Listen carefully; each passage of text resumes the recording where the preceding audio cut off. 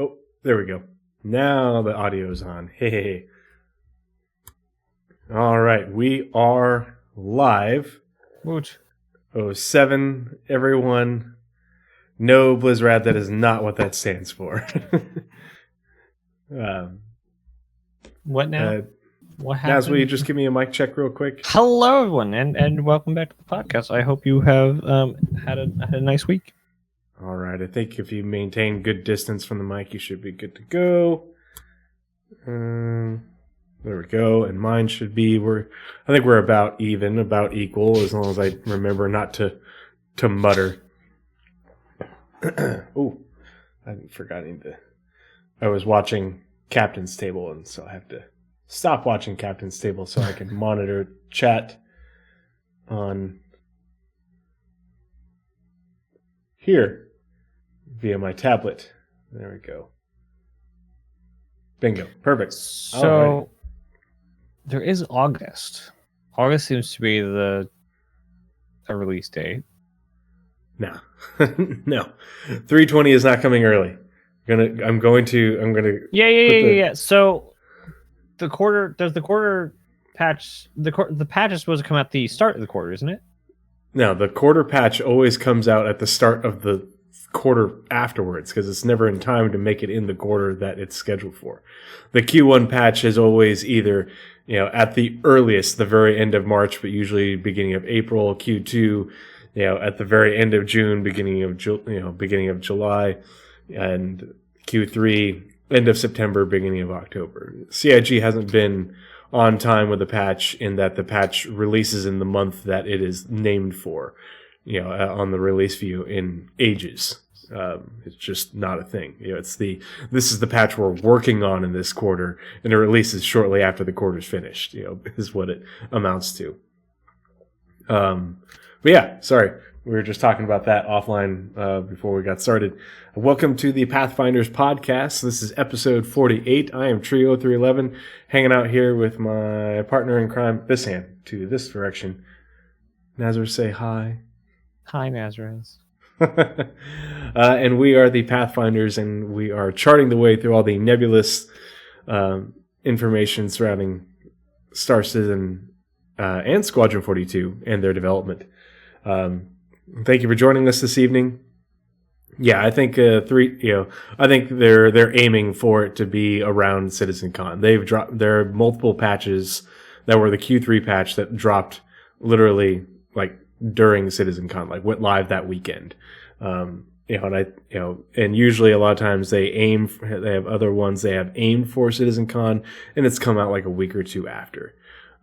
So I think that that's basically probably their goal. Goal is to have a lot of time polishing this patch after a lot of work on the 318 and 319 branch to get PES where it needs to be in terms of stability and performance. Could be some additional things added to the PES suite of services for 320 to further enhance the experience. But it's 320 is looking like it's probably just going to be a huge gameplay patch because a lot of things are coming to fruition that have been worked on, as part of the PES being in the dev branch for over a year by the time. So they're skipping the Q2 patch? I think if we get a Q2 patch, it's just going to be a 319 whatever. I don't think we're going to get a major patch.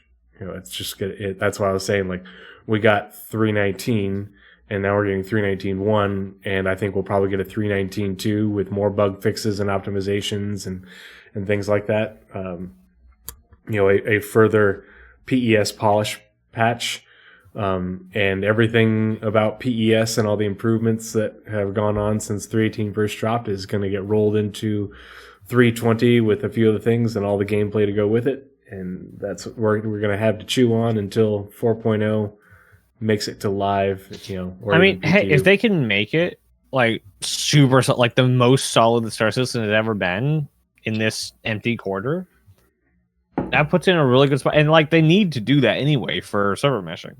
Like for 4.0, they really should get the rest of the game in as most solid spot so that they can not have that to deal with on top of whatever server meshing causes.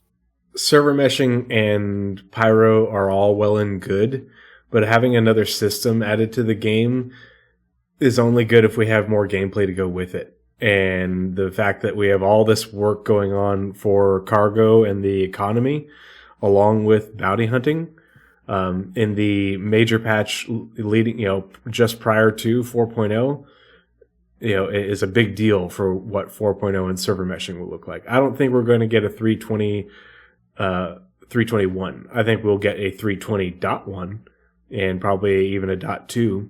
I feel like we had this exact conversation not like 3 weeks ago. Yeah. But I don't think we're going to get a major quarter patch in between 320 and 4.0. That's adding a whole nother dev branch, even if it's just a branching patch like 319 has been. I don't think they're going to have content that they'll need to get in that interim that wouldn't just be better suited to wait until 4.0. Yeah. So I keep looking at the roadmap and I keep thinking that 20 is the Q2 patch.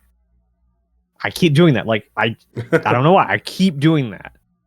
So I'm like, oh, it's gonna be June, July, right? It's gonna start testing sometime June, July. And then we'll have it in August. No, it's called the Q3 patch, and that's September, October. That's the thing is I think 4.0, we don't have any indication of what gameplay might come with 4.0. We just know that it's server meshing and Pyro. And really, in all honesty, if we have a big gameplay patch in 320, we don't need more gameplay for 4.0 because we're going to have new gameplay that is still very new, but now you're going to have the ability to take that same gameplay and put it in a different environment with different rules. Bounty hunting in Pyro is going to be a much different experience than bounty hunting in Stanton.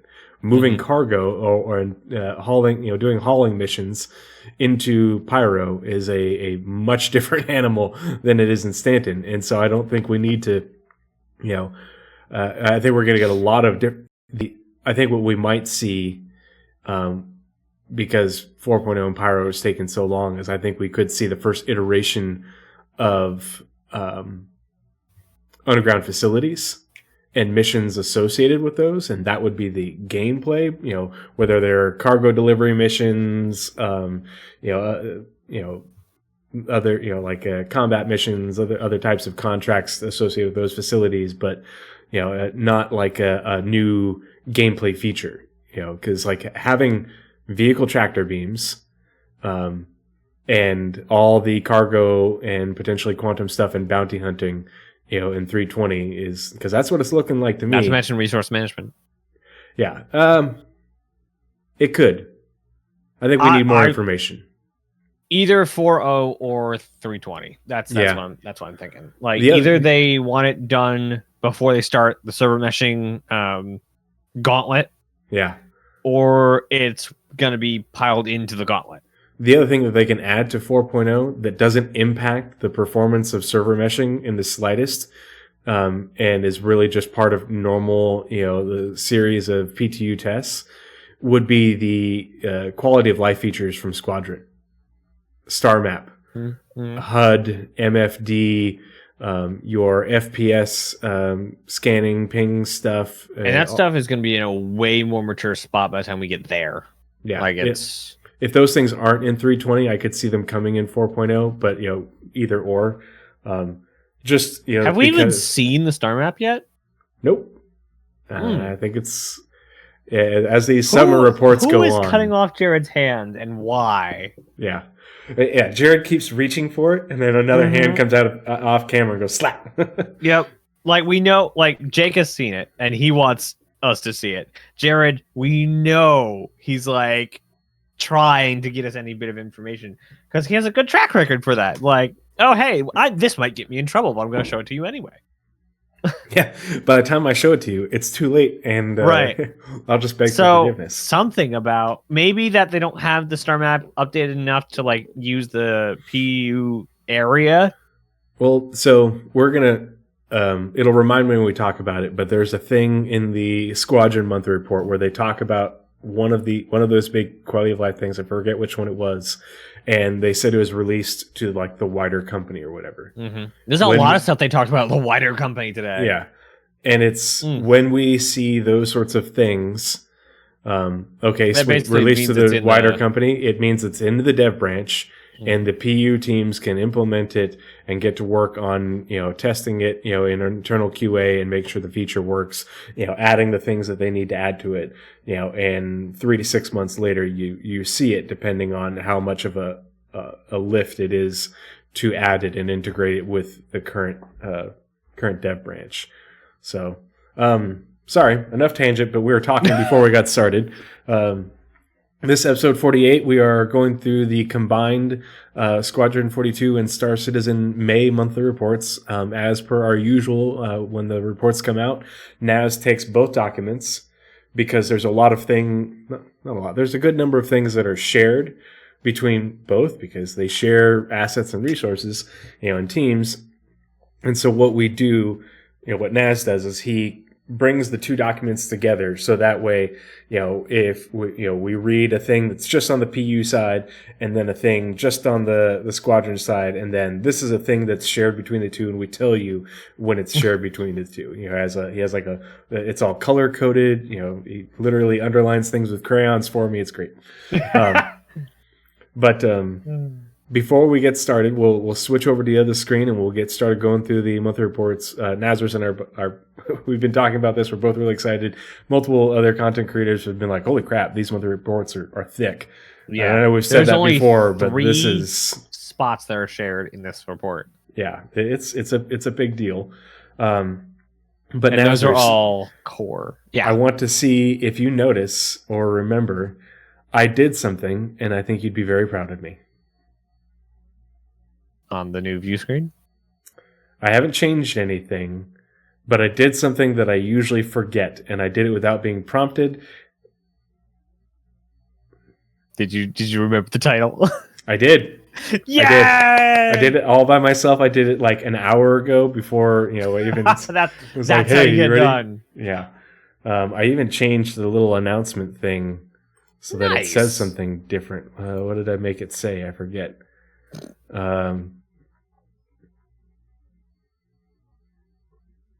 Yeah, the what's it called when your go live notification? I changed that.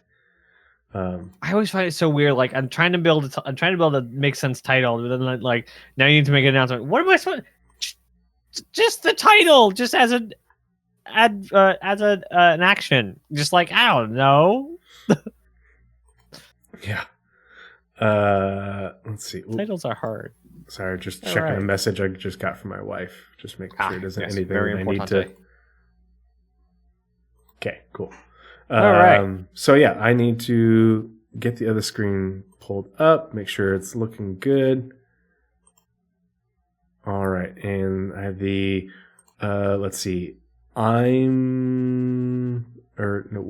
So we'll do as per normal. You can read the messages, and then it looks like I'm starting, and it's PU for AI Tech. Okay, cool. Yep. And I want to say something before we get into that. Sure. Or after, whatever. Anyway, so as we like to do when we are talking about documents that we are reading straight from CIG, we like to do the headers. The little notes before the documents to let us, or to let you, to let all of us capture the intent of what the document we're reading. So we have two headers to read. So PU Monthly Report, May 2023. Welcome to the latest PU Monthly Report. Last month, Cloud Imperium's dev team continued to working towards Alpha 320. Yes. I haven't seen the racetrack maps because I've been gone so much and I haven't had a chance to check them out. Is this image at the top of the monthly report, is this what one of them looks like in game right now? If I had that open, I would. I don't recognize it from the Inside Star Citizens I've seen them from. It looks like I was going to say that was the second, but the second one is Microtech. That is Desert. Yeah, I remember a Microtech one, and I remember like the original one, which is just racetrack. Yeah, this is new. Yeah, I always scroll right past the images, which I shouldn't, because sometimes they are really good. I was supposed to make a note of that. Yeah. Okay, where would is that saying be the if same not? thing. Where would it be if not Microtech? Well, I was thinking Hurston. But it's dusty. It's not. Those trees aren't on. No, I was looking. Sorry, at the background image or on the side. It looks like Daymar.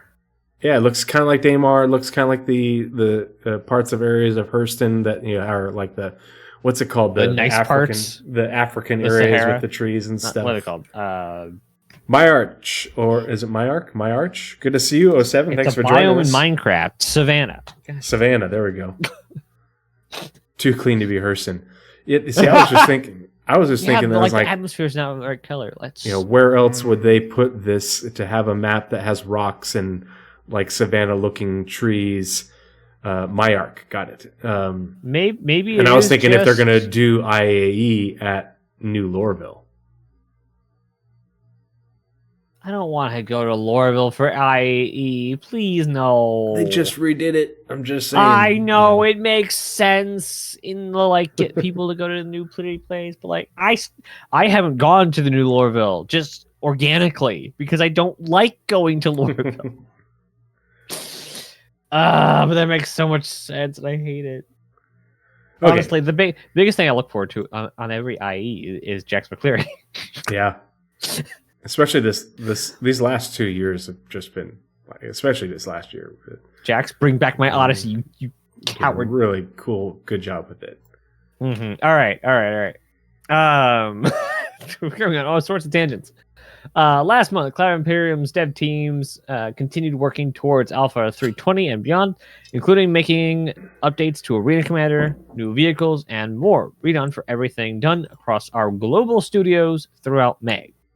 And on the Squadron side, welcome to May's Squadron 42 Development Report. Enclosed, you'll find details on the latest progress made across the campaign, including capital ship behaviors, buddy AI, and FPS AI, or FPS weapon AI. Thank you for your continued support of Squadron 42. Sincerely, CIG Communications. Just those two headers, those are big, heavy hitting items in both of them. It's wait, capital ship behaviors, buddy AI. I mean, we've been talking about buddy AI, but more. Ooh. Alrighty, so it starts off with me, right? AI tech on the PU side. Cool. Now, I'd like to note, for those who don't know, tech is the bottom tier. Yeah. Then there is feature, then there is content. The entire team for AI tech is only PU. Yep. That means, that means it could allude to the AI tech being done for Squadron. Makes sense. It is kind of a big deal. Well, because we have AI content and AI features over here, and it's shared tech. Because it is on the Squadron side. Did I note it wrong? I don't know. I'm just looking at the report itself.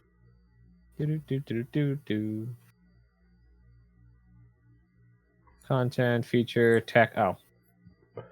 Let me see. Pardon me. I've got a beer that is fizzy.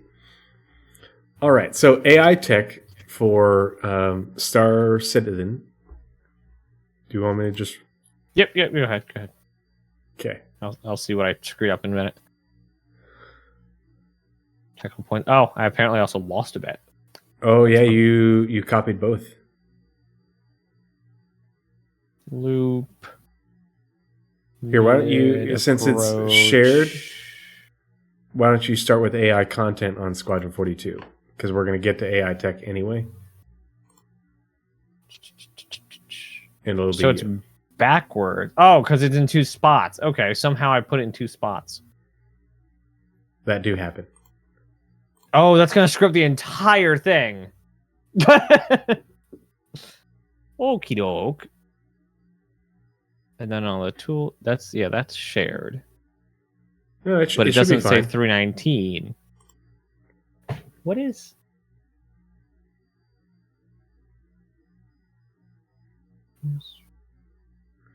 Here, There's like another. Sorry, there's like another sentence for only Star Citizen.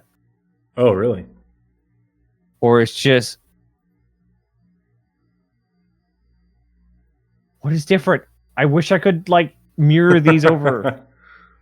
Because like they're so similar.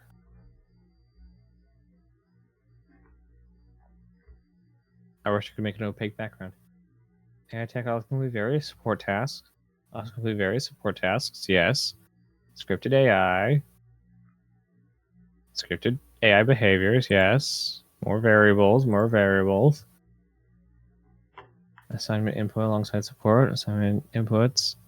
Right, alongside support, usable tactical point system.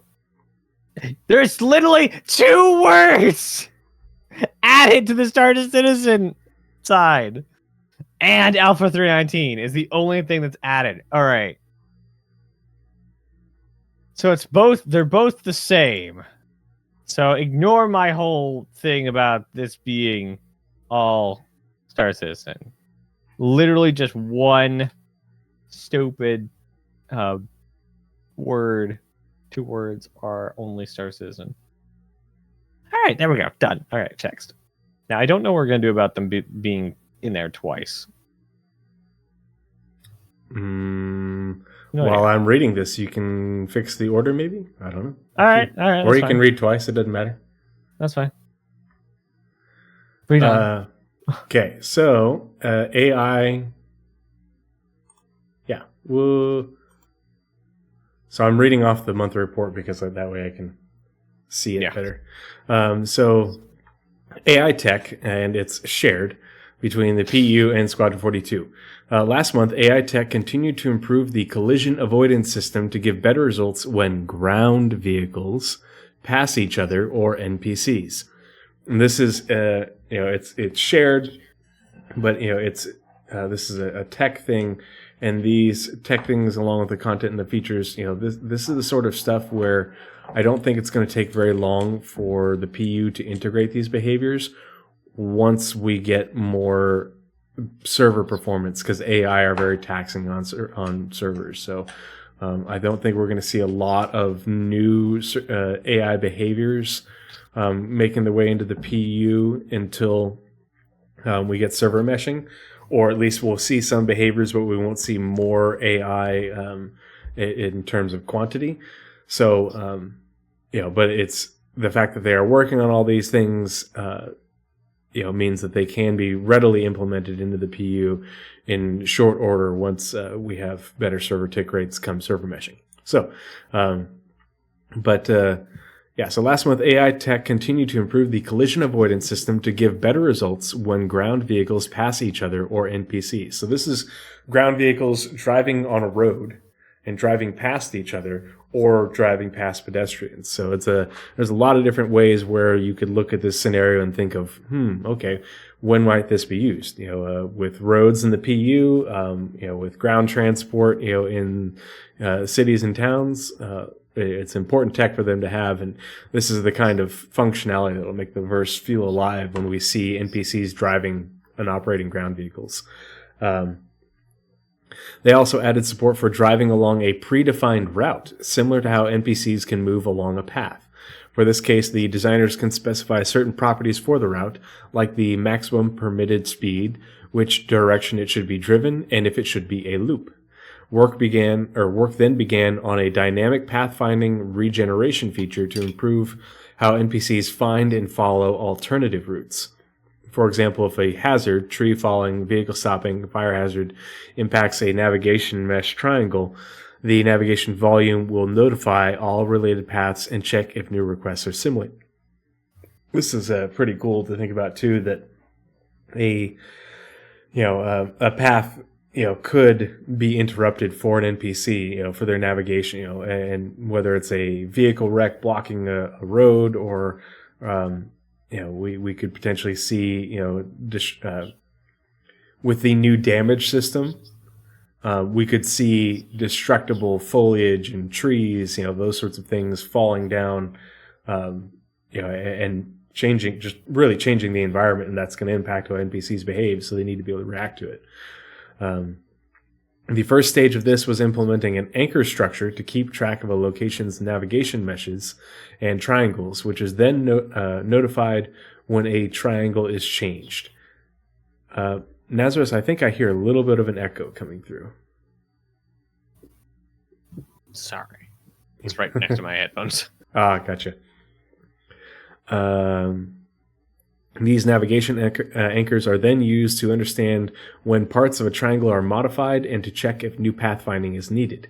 May also saw AI tech begin investigating and implementing a solution for NPCs entering and exiting ships from EVA using the external doors of an airlock system.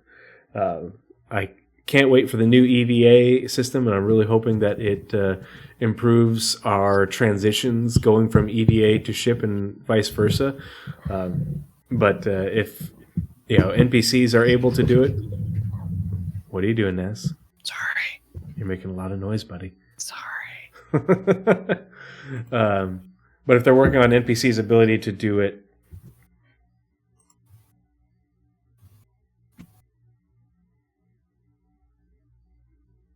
mic check.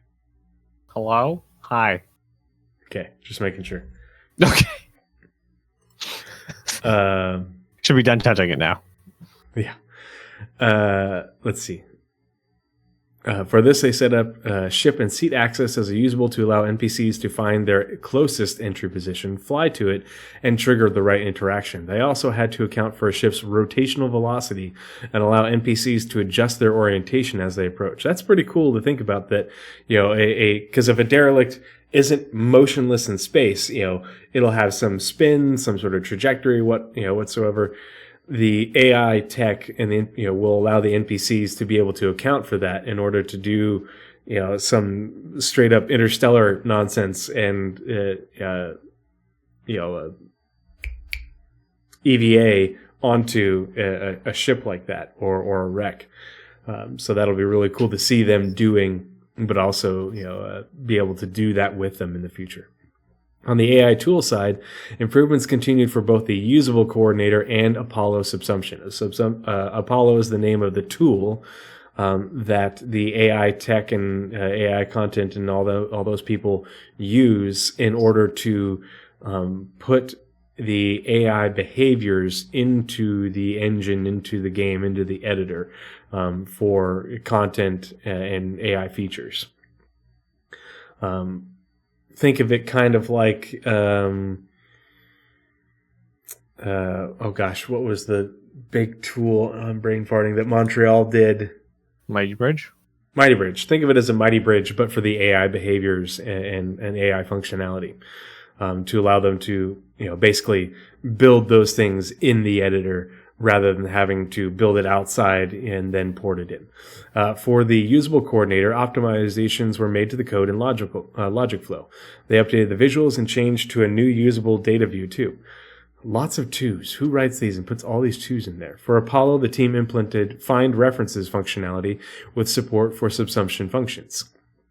AI Tech also completed various support tasks, including creating flow graph nodes for all subsumption assignments to help the designers create scripted AI behaviors. More variable types for use as assignment inputs were added alongside support for the usable system, tactical point system, and Alpha 319. Tactical point system. Oh, yeah, I remember what that is. That's where they had the points, and you got to have like enough points to perform board game. A thing. Yep. And so it's on to you for AI content on Squadron 42. Let me get that pulled up. Interestingly enough, they only say 15 times. Oh, jeez.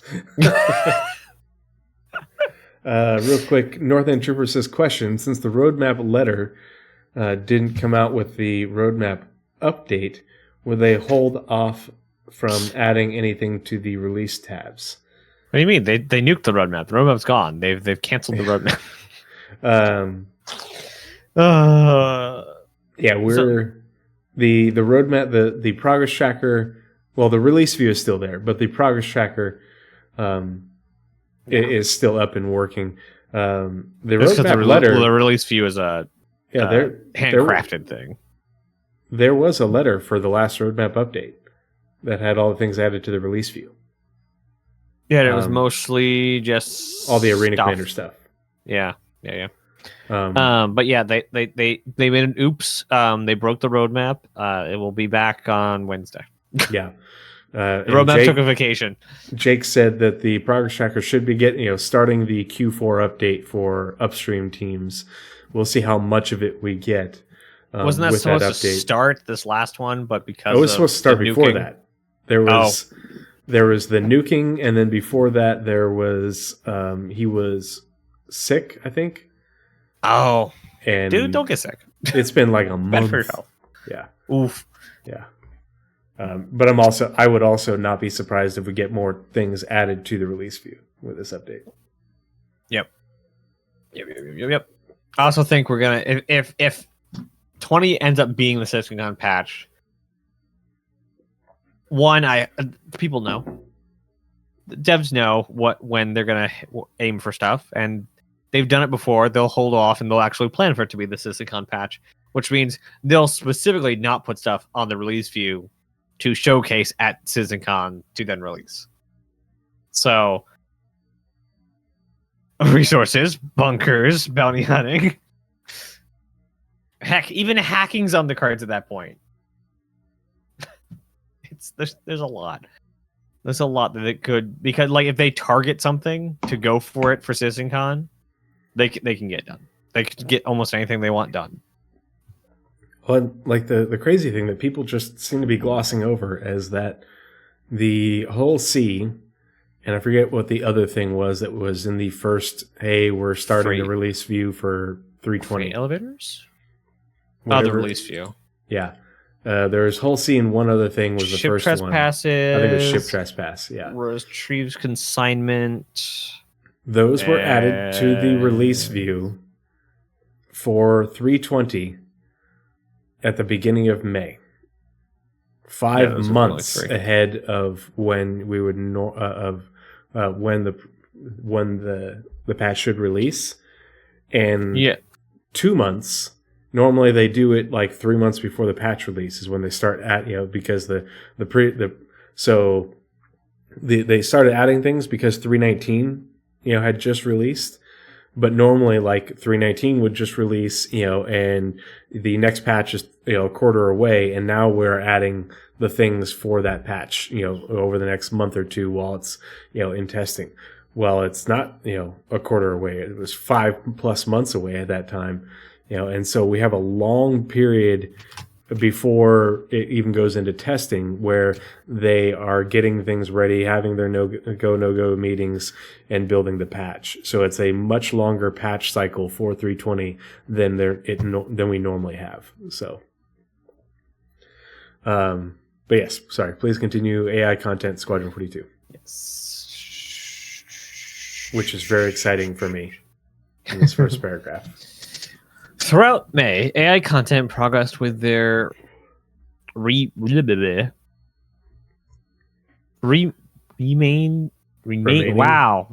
I can't read today. AI content progressed with the remaining medical behavior tasks. Doesn't say finished, but all of them. They worked on all of them. Following this, the medical flow can now be demonstrated in behavior test maps. So they have at least a basic function of all the functions. Additional animation variation for interacting with cupboards, beds, trays, and sinks, both with and without data pads, were created too. What's that 2 again? Once signed off, the behavior will be implemented in the Stanton and Kurgari. I heard Board say it like 50 times. I still couldn't remember it. The Kurgari's infirmaries. I don't think Kurgari is an alien ship, though. No, Kurgari. Okay, so not only did Board say that, I don't know what Kurgari is. We haven't heard that before. Yeah, but then Super Mac Brothers did it. The Kurgari is the Bengal from Squadron 42. Oh, okay. We've seen it multiple times in the Squadron 42 footage. It says on the side UES Kurgari, but it's not very big. Gamers don't read. Yeah, gamers don't read, and then a lot of gamers and content creators don't even bother to look things up. Like, all you had to do is type in. Had it in the background when they said it. Yeah, all you had to do is type in Kurgari, and the first thing that comes up, Kurgari Star Citizen is the SC Tools page for it. It's the UEAS Kurgari. So, oh my gosh, just Kurgari, second option. Yeah. Yep. Dang. Now I feel dumb. Kurgari is a type of South African lion. Of course, that's why it's Bengal. God dang, I feel stupid. All right. The Kurgari. Yes, the big Bengal kitty cat. Yeah. The AI content team continued work on the Fight Club Caged Arena. We just broke the first rule. God damn it. I'm reading! It's not my fault! Last month, implementing the entry bouncer and rush animations for crowd spectators. For the latter, the crowd's intensity varies pre, mid, and post-fight. As part of this, speed quality fight animations were developed with data coming from a recent motion capture shoot. These sentences are not on my level, or I'm not on these sentences level. Either way, they're hard to read. The team also worked on speed processed locomotion animations for NPCs experiencing severe pain. Part of this involved implementing animations for characters standing and locomoting while exhibiting sickness. They then processed the animations, then processed and implemented polished drinking animations into the SIT 050 usable area and created speed drunk locomotion animations for inebriated NPC movement. Drunk locomotion animations were also created for NPCs holding cups. I am curious what speed drunk is. Can we please get an ISC update on these animations? Okay, so I imagine this is just my assumption that speed drunk locomotion animations. What are the other ones? What are the other 5 ones they said? Process locomotion animations. And there was another one that I can't see right now. But basically, the early implementation of animations where they just kind of block them out. Yeah, they speed quality, speed process, and speed drunk. Is the ones they said. I imagine those are just the quick ones to get the look and feel. Yeah, it's animations for NPCs in bars. Yeah, but yeah. The early versions to what's the word? To check it. They said this when they were on SCL or IFC, whatever one they were doing. When the animators talked, they said, that we do this first pass to kind of proof that what we're about to do is going to actually be good. And then we actually assign devs or do mocap to get the actual animation done. I don't know. Anyway, last sentence. Finally, AI content implemented mobiGlass and datapad overlay locomotion animations to allow characters to seamlessly interact with digital interfaces. That is one of the highest quality things in video games, is when AI actually use the UI. It'll be nice. Mm-hmm. Now, back to you for AI feature. All right, AI feature for Squadron. AI features continue to work on the Buddy AI. And so they've been working on Buddy AI for, just pretty much since the beginning of this year. It's been in almost every month report, maybe even the November, December one, I think. But basically the Buddy AI is just kind of like where, your Buddy AI is like in Halo, and you're the Master Chief, and you recruit those Marines to, follow you, fight with you. They hop into the Warthog that you're driving. Those are all sort of examples of a Buddy AI.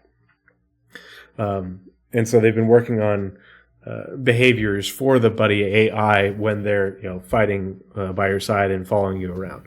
And the good thing is this is all work that will get ported over to the PU. The follow behaviors, all these different behaviors are things where if you have somebody hired onto your team and they're working with you, or even if you are doing a mission where you have to rescue people, it will use these sorts of behaviors. The buddy AI and follow behaviors are specifically mentioned in the descriptions for the rescue and transport missions, the follow behaviors. So it's something that is being worked on for Squadron 42 that will be used in the PU. Liberally. Very literally, yeah. And it's good because, this is AI crew. NPC crew. It's not just the NPC crew working on your ships, but NPCs you walk up to them and be like, hey, we're going to do an away mission, and I want you, and you because you guys all have, ground combat, FPS combat skills, and kit up, and you'll tell them, they'll know what their kit is based off what you tell them or something like that, and then they'll get kitted up and they'll follow you into your Pisces and your Carrick, and then go down to the mission, and they'll follow you along, and you'll be able to give them commands and all that. So it's pretty cool to think about. They talked more about the engineering behaviors, but it's the same. They talk about they're going to build an API, just like if you remember from Mass Effect. There will be something to the extent of that for you to control your NPC crew. That'd be really on cool. ship and on the ground. Yeah. If we get that Star Trek away mission set up, where either the captain or a tactical officer comes in, and goes up to the person hey, I'd like to have you on the away mission, instead of having just a menu where you say I want this NPC, this NPC, and this NPC to go on the away mission, but you actually walk up to them hey, I want you on this mission. I want you on the away mission, but before we go, you need to put on this red shirt. Oh no! Wait a minute, what? I thought we were friends, boss. Yeah. Oh man, that'd be bad. That'd be so bad. So AI features continue to work on the buddy AI. Now buddies cheat when finding supplies, looting ammunition that doesn't match their current weapons. So they can run out of ammo. They can still run out of ammo, and if they don't have a place to pick up ammo from, they will run out of ammo. But they have showed us the behaviors for NPCs to be able to go up to crates and pick up ammo. And for us as players, if there isn't ammo in that crate for our weapon, we're SOL, shit out of luck. But for the NPCs, they'll find the crate and it'll restock their weapon, and that way they aren't just following you around and being useless. They will also fully restock when they do so, replenishing their grenades and med pens. So that's good because they have already talked about the behaviors and the animations for NPCs to be able to treat you. Use a med pen on someone. And so, if you get downed, and you have NPC crew with you, they'll be able to engage the behavior to provide covering fire, and this one who's closer or whatever will run over and jab you with a med pen. That is the intent. They also and remember, this is Squadron. It's not the cheating behavior may not copy over to the PU. Yeah, that may not. It's very true. This is for that part's for the campaign. They also finished the first pass of a boss fight that challenges players to counter or block before they can attack, while progress is made on targeting and melee attacks for a key enemy behavior. AI features implemented the core components of a systemic and boss fight sniper functionality, enabling the designers to finish it off and provide feedback. I wonder if they're talking about the boss being a sniper or you having to snipe the boss. Yeah, or us having to snipe the boss. It's weird. I bet that first one though, the challenge block attack thing, that's got to be a hand-to-hand with Vandal. Oh yeah, for sure. Yep. Yeah, if you don't parry them and then lead them in order to lead them off balance, you won't be able to successfully attack them. Or boss sniper does sound terrifying. Or it's the lesser kind of boss that, and this might be the secondary one that they're talking about, using the boss in the other form, which is just like the leader of the group. Mm-hmm. Like take out the boss and like the underling scatter kind of thing, kind of like taking out an elite in Halo. Yeah. Yep. Yeah. They run around. Ah. Yeah, that was always funny. Yep. Makes it really easy. Mm-hmm. On the animation side, the team wrapped up the performance capture for various features and implemented the full animation set for a collection of characters with a unique combat style. A collection of characters with a unique combat style. OMC. I have no idea. Maybe, yeah, it could be. Yeah, because they don't specify it, like hand to hand, but definitely a unique faction. So yeah, and now it's back to you. I did features, so you're doing AI vehicle features on Squadron, right? Yep. Am I reading that correct? Okay. Yep. And then you have the next two, which is animation and art characters. Okay. Because art characters is this big and animations is this big. So I figured just give you two of them. It works out. All right. So on Squadron vehicle or AI vehicle features, the vehicle team progressed with their ongoing rework the AI to react across the game. Did I copy that badly, or is it just bad? Reworked on with their ongoing rework. What happened to my? Okay, yeah, ongoing rework to the on various skill-based takedowns. What rework I've of combat lost. AI. Oh, vehicle features of combat AI last month. Yeah, I've lost a sentence somewhere. It just disappeared. All right. The vehicle team progressed with their ongoing rework of combat AI last month. They hooked up various events for the AI to react to across the game. This is the final step before integrating the new combat AI into all encounters across Squadron 42. Dang. After that, it is playtesting over and over again in situ in the levels of the game, so we can judge and adjust difficulty, pacing, and so on to fine-tune the experience. This is probably one of the most stressed sentence throughout all the content creators. This is not like, oh yeah, we're just like blocking them out and throwing them in the game. This is fine-tuning. This is, we want them in-game looking at what they're supposed to be doing. Difficulty and pacing are polishes, not blockouts. So it's very, very close to being done. And that's encounters across all of Squadron. Maybe not all the encounters, but all of Squadron has some level of polish in the combat. Yeah. And that was a quote. Yeah. The combat, they are nearly done with the base combat. Yeah, they are, like it says, they hooked up various events for the AI to react to across the game. This is the final step before integrating the new combat AI into all encounters. So they're about to integrate it into all encounters across Squadron 42, and then it's just testing and refinement. The combat AI is basically almost ready for beta. That's what that says. Yep. And this was what they did last month. Yeah. So now that we're, halfway through this month, it's a pretty good bet they're already in the playtesting phase. And that was a quote from the AI team. The team also improved the logic for how AI ships join splines to make it smoother and more natural looking. Ground variance during atmospheric flight was also worked on. The aim is to have AI try their best not to collide with the ground when in combat while behaving as naturally as possible. Keep your distance, Sherry. Just don't act like you're keeping your distance. Yeah. But that's, I'm looking forward to seeing, more advanced flight combat behaviors for the AI in the PU, in atmosphere, in gravity. And then, we've all seen it how, it can be kind of jank sometimes because you'll be seeing NPC ships and they'll be flying along, and then the way they transition into a behavior or a maneuver is kind of sudden and janky.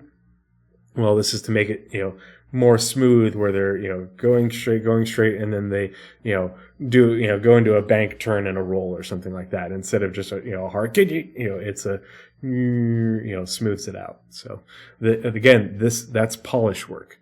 The splines are in a good state. They're just polishing the transition into the splines for maneuvers like that, and making sure that the AI is better at terrain avoidance.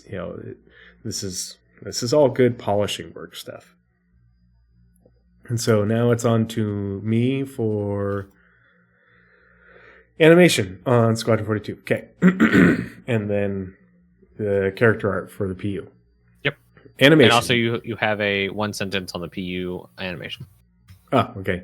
So animation Squadron 42. In May, the animation team worked on various skill level based takedowns, movement in 0G, and swimming.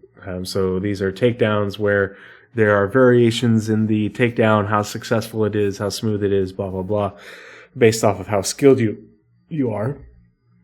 Movement in 0G, so, using the new EVA system and the different aspects of it, because I have talked about getting ready to implement that with the limited fuel and such, and swimming. So they're working on the animations for swimming, for when the boats that we don't have sink.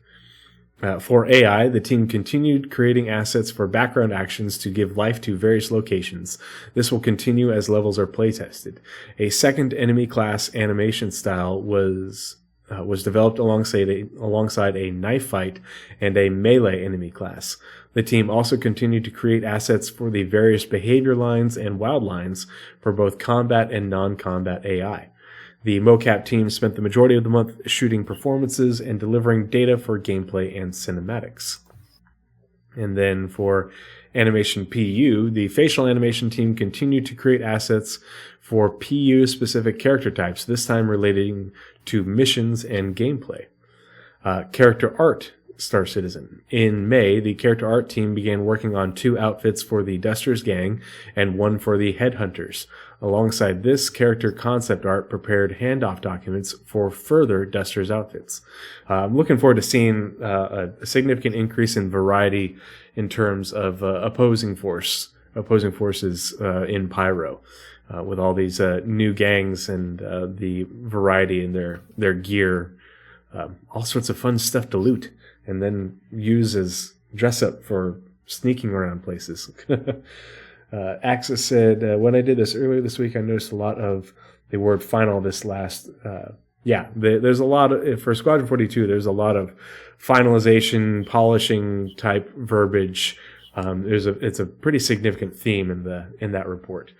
And back to you, Nazeris, for ship art, PU. All right. Hopefully I got all this correct. In the UK, the vehicle content team moved an as of yet unannounced ship through the white box stage. It's currently in gray box with both the interior and exterior progressing well. A new ground vehicle variant progressed through the gray box stage 2. The team approached the end of their pass on the vehicle tractor beams. This included work on the Origin 315P, Drake Caterpillar, Cutlass Black, Consolidated Outland Nomad, and the Mystical Sea. So, for context, based from what was said in the Invictus Launch Week SCL on ships and such, so this is the work. The vehicle tractor beams are already working in engine. They already function. They already do what they're supposed to. They're continuing to test them and add functionality, and work on things to make it so that way they behave as intended, but they work. And they are finishing the pass on adding them to where the utility slots are on these ships, so that way they function as intended and they can do what you need them to do for those ships. Make sure they're placed appropriately. Like they talked about, the big one was the bigger challenge was like the Caterpillar, and making the placement correct on that, so that way it can, it can do what it needs to do. Because when all these ships were concepted, the idea of the tractor beam didn't exist. Yeah. They're like, we want a tractor beam in there somewhere. Just stick it on the front. my question, and so these are ones where there's, that you couldn't see anything on the ship. Obviously, we don't have the whole sea yet, but like the Caterpillar, Cutlass Black, the Nomad 315P, there wasn't anything on the ship where you could see where it was. We've seen it in the concept art in some of them, but the one that's conspicuously absent for me in this list is the Taurus. And is it just because it's a turret and the turret was already done? It just didn't have the tractor beams working and they didn't have to change anything? Probably. That's the only thing I can think of. Or maybe it was late enough to where they caught it anyway? Yeah, maybe. I don't know. With the design of it? Yeah. Well, and the Taurus has only been in the PU for what? Not even 2 years now? Yeah. Yeah, so I imagine they didn't have much work to do. Whereas those, like the Drake ships, the 315P, those are older. The Nomad isn't old by any means, but they had to make sure that the placement was correct where they put the utility mounts. And obviously for like the SRV and the C1 Spirit, like they're building the ship with the tractor beams in mind, so they don't have to add that list. But sorry, please continue. Just wanted to give that caveat. Absolutely. That's absolutely good commentary. Development on the Crusader Spirit continued. My brother will be happy. The C1 is almost gray box complete. The A1 had its LOD 0 review scheduled for early June. The MISC Freelancer's components rework progressed through the final art stage, with LOD 0 mostly finished and some polished tasks outstanding. It's due to finish final art this month. Last month, the team began preparing the RSI Polaris for white box. I thought it was already white box complete. So I thought when they interior was white box complete. I think they're talking about the exterior. That would make sense, because I didn't go back and watch it because I forgot, but I swear they said that when we saw the interior, like the last interior ISC for the interior of the Polaris, that was white box. Yeah, that was what I thought too. I'll have to go back and rewatch it. One of these days I want to do a video on the Polaris before it releases, so I'll have to rewatch all that stuff. But I'm pretty sure that it was a... Well, so they redid,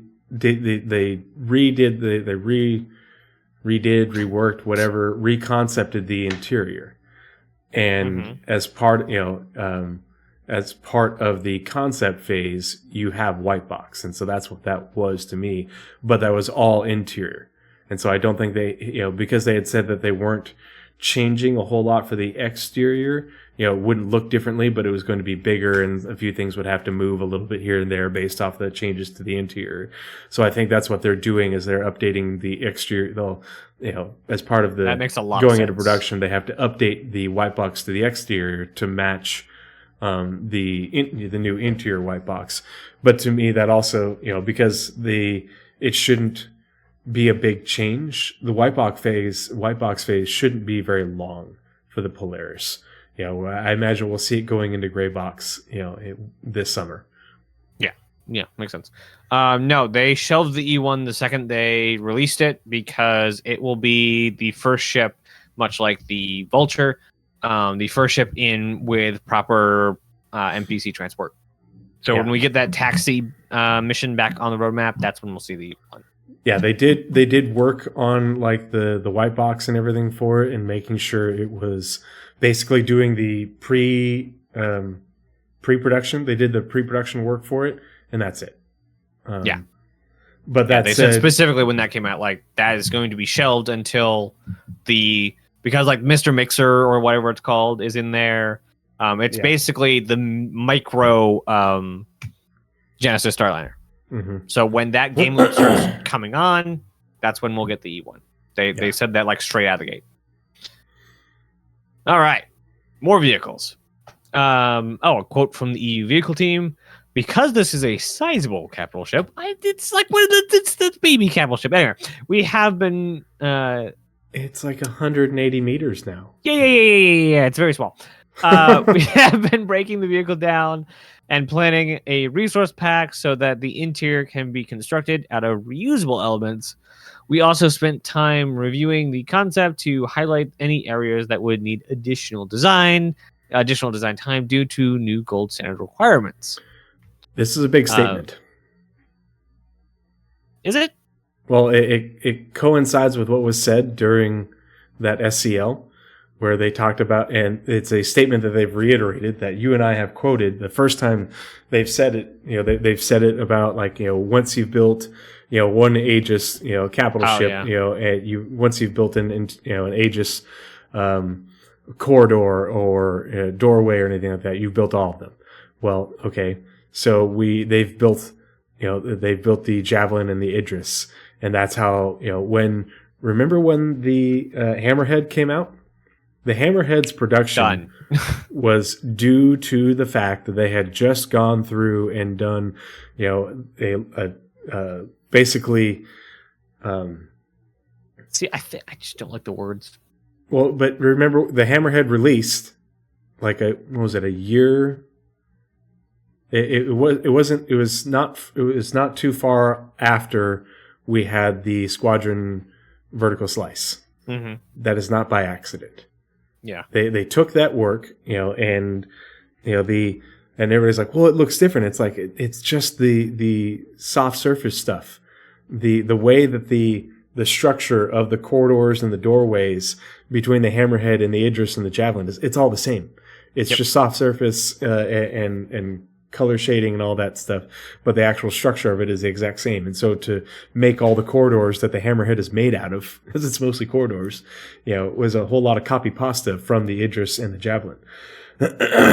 What they said for the Idris, they didn't give us an exact length, but they said it was like 5 to 10% bigger. Yeah, so. And it was 155 meters. So 10% would be 15 meters. And so it's probably about 170, 165, 170 meters long. So okay. So yes, it is a large, sizable ship, but it's not a sizable capital ship.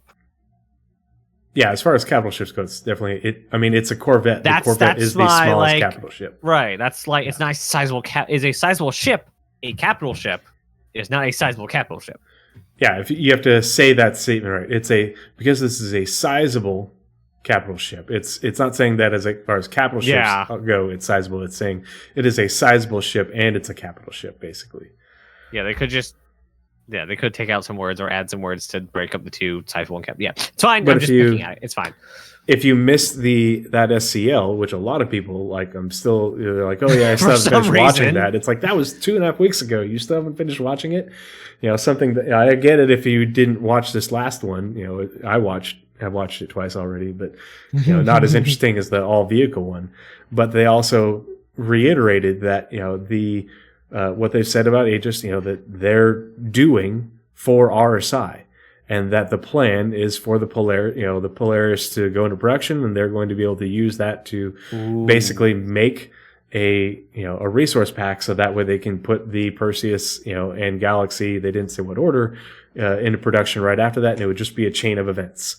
And so the Polaris will take about a year, and then the Perseus and the Galaxy will take even less time because they'll just be able to reuse those assets. And they're essentially what they're doing is, hey, we've reworked the vehicle pipeline and fine-tuned it a whole lot. And they talked about this last fall at IAE with the Cutter being the first ship to go through the vehicle pipeline, and how they were able to, basically predict to the day almost of when they would be done with it.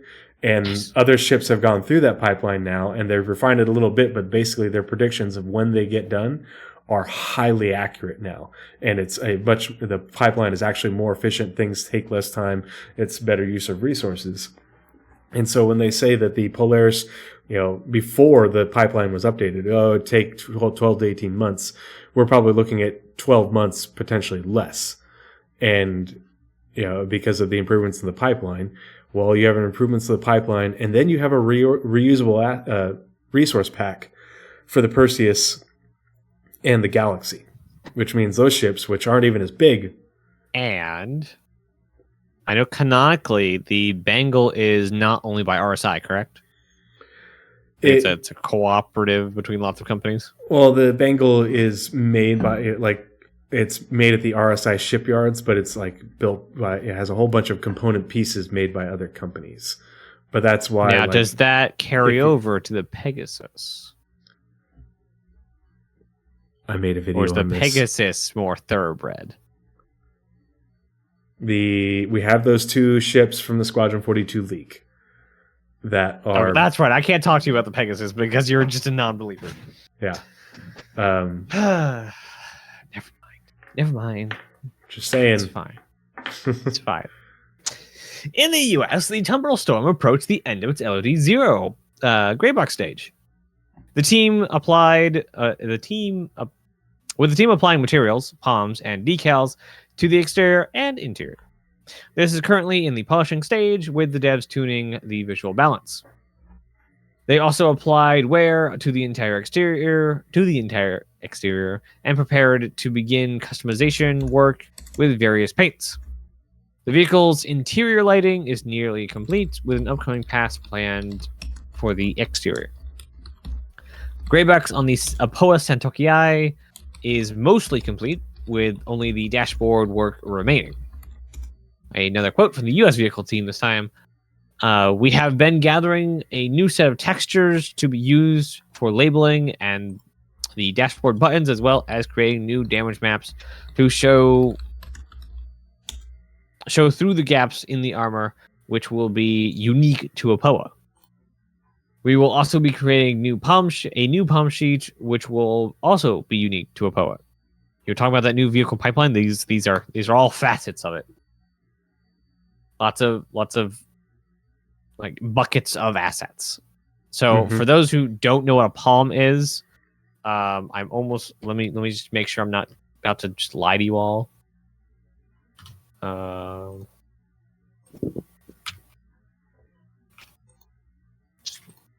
Keyboard, I would like you to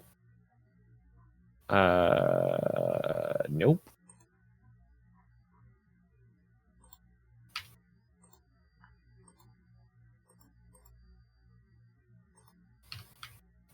There we go.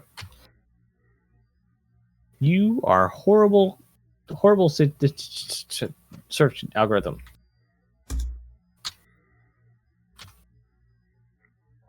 It's fine. Exactly what I'm doing. It's fine.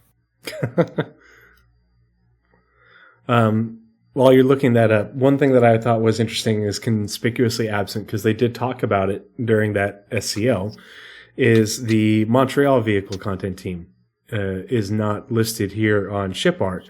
But we know that the Montreal vehicle content team is working on 2 variants of an existing ship, end quote, from John Crew. We don't know which ship that is.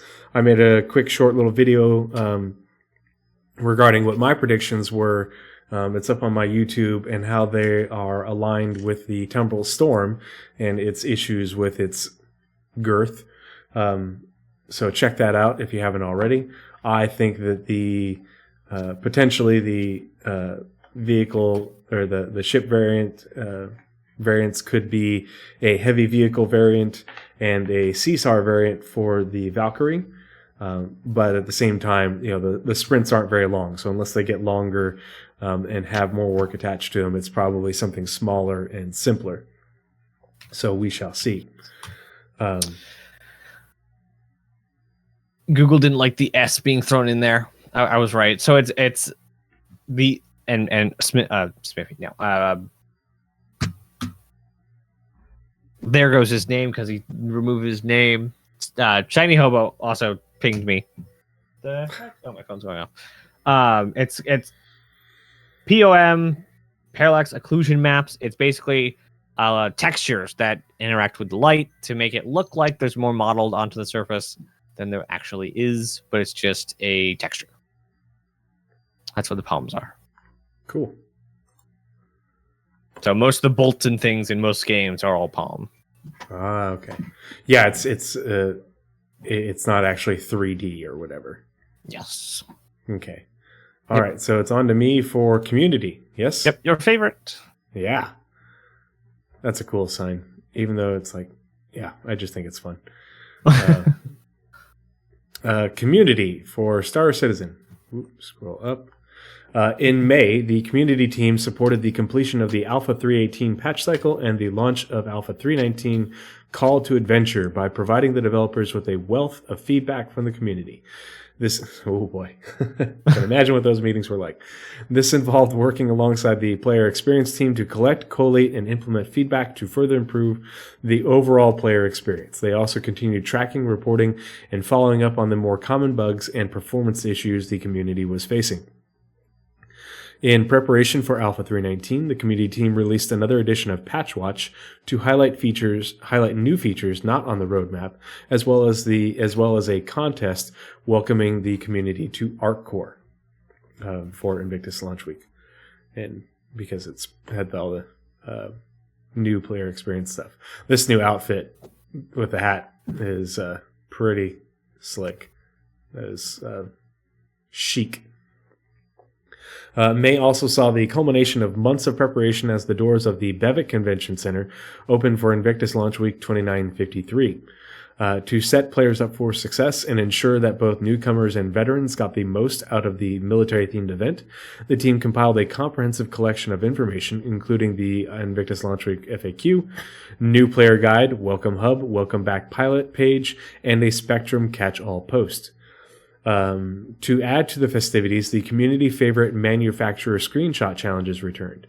Invictus Launch Week also saw the unveiling of several new vehicles, and to share more information with the community directly from the designers, the team published separate Q&As for the Tumble Storm, RSI Lynx, and Mirai Fury series. Southern Cross, greetings. Good to see you, 07. Thanks for joining us this evening. Furthermore, the team supported and attended community-driven events and met players in person at the BCon. BAtCon. BAtCon. Yep. Or is it BeatCon? It's BAtCon. It's BAt. Event in Belgium, and the Sacramento Bar Citizen as part of their Bar Citizen World Tour. I'm actually originally from about halfway between Sacramento and Lake Tahoe, and I had a couple IRL friends who are at the Sacramento Bar Citizen. So they said they had just an awesome time. And there was a really good interview from the BAtCon. They had that was the one with the panel of 3 who are from the Frankfurt studio, I think. Was that right? Was that BAtCon or was that Con 42? I might be confused. One of the two. Because a lot of the German ones go to German devs go to Con 42 because that's in Germany. I will look it up on the next one you're reading, which is the engine, and see what it is. Because if you haven't watched that one, there's a time-stamped portion during the video where they did a Q&A with, I'm terrible with names, but three very prominent high-up devs within within CIG, and they had a lot of good questions, but also really good answers. So you definitely should check it out if you haven't. Southern Cross says, a lovely morning here down under. Good to hear. Yeah, no wildfires, unlike up in Canada. Oh my goodness, it is nuts. Looking at the smoke in New York, it looks like it's straight out of Blade Runner. Thanks, Canada. Yeah, blame Canada. Yeah. Let's see. And really cool pictures. I love seeing these pictures of the community all getting together for photo ops. It just makes my heart happy. Lastly, the team continued preparing for several upcoming real-life events, such as CitizenCon and the upcoming International Bar Citizen Weekend, which is not this weekend we're in right now, but the next weekend. Lots of events with CIG attendance. So really looking forward to seeing what comes out of that. I'm sure it'll be a lot of really great 7 experiences. 7 days away. Mm-hmm. International Bar Citizen Weekend 2023 will take place June 17th through 18th at venues near all our studios, and we would love to see you there for some beverages and banter, community team. And now I think it's on to you for the engine. Wah, wah, wah. Yes. So good. All right. As always, the engine is shared between both because it's the core of the game. It literally is the thing that the entire game is built on top of, both Squadron and Star Citizen. So they said part of the core engine team's work last month was supporting Alpha 319. A major element of this was enabling design to overwrite density lifetime manager settings based on spatial markups. Once design utilizes this, the engine team will be able to add specific cleanup rules to different areas of the game. For example, some areas could be cleaned up more aggressively to prevent persistent items from negatively impacting gameplay. Cough, cough, stations, cough, cough, landing zones. The team also progressed with their work on Star Build, adding the remaining Linux support. Star Build is now on feature parity with the old code build system and will be rolled out to the department or to other departments soon. On the renderer, the team started moving legacy Gen 12 code or removing legacy Gen 12 code. I can't imagine that's a lot of code because they just started working Gen 12, but fine. It says there is a lot to remove, but this will result in a leaner and easier to maintain render code when complete. The core engine team also progressed with the generic shape system, adding editor support to save generic as well as remaining shapes. Multiple segments will be added before it's handed to the designers to use. For Mem Replay 2.0, the team is currently adding more features, including file open dialog, faster loading, and async symbol resolving to get ready for wider use. They're also adding optimizations and continuing to stabilize their features stream to integrate it back into the main development stream. Sorry. Last month, the physics team focused on improving and bug fixing the new method for tracking unique geometry parts. They then improved cloth simulation and better simulation results. Cool. That will be nice. Less clipping capes. Updating the rope and pulley simulation systems and added cantilever simulation support. Finally, the physics team supported vehicles on tech issues and investigated performance issues with 319 for the release team. Most of this is pretty self-explanatory, except for like the generic shapes is probably the most odd thing there. I imagine the legacy Gen 12 code is stuff they had to put in to switch over, and now that they're done with it, they need to get rid of it. I don't imagine that they've updated code out of like relevancy. I think it's just the intermediate code that they had to put in. Yeah, they had while they were developing Gen 12, they had code and they're just leaning it out, making it more efficient, stuff that, as we develop the renderer, we don't need this part anymore. We don't need that part anymore. Especially the portions that were, hey, the renderer is in, but we're still having to use, other parts that are legacy. And so they have to, it was like a combined process. And so they're able to remove that as those legacy processes are removed from the engine entirely.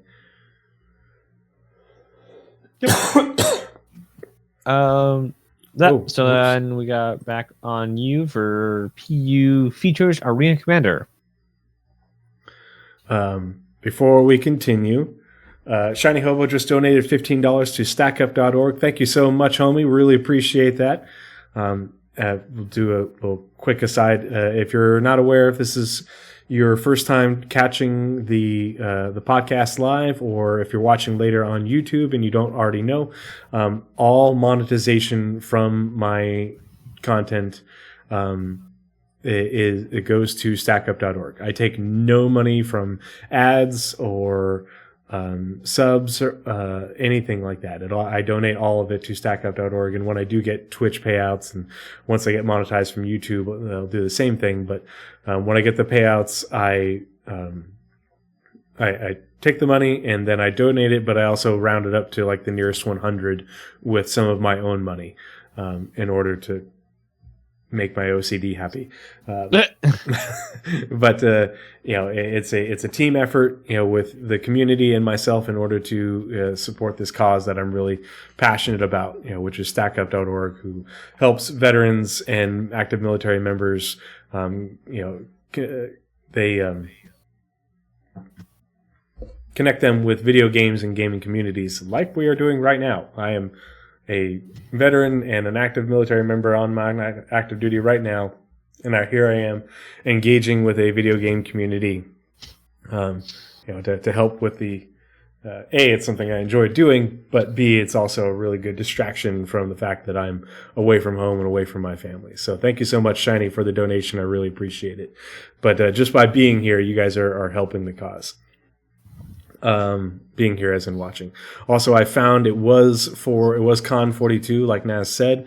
I dropped the link in the chat. It is timestamped for the panel interview with CIG. But if you open the description on the YouTube video, there's also all the timestamps, and there's a Brian Chambers interview as well. So if you haven't checked that out, I highly recommend checking out those two portions. Lots of good information. So. Arena Commander feature team. The bells of the ball as of the last two ISCs. That's a really cool picture. Is that station in Dying Star? Yep, it's there. Okay. Most of the fighting currently in Dying Star happens around the station. Cool. I haven't checked it out in a while because obviously I've been gone. I think we're catching echo again. It's because you have too much hair, Naz. You have too much beautiful hair. It's causing separation between your head and your earmuffs. There we go. Let's do this.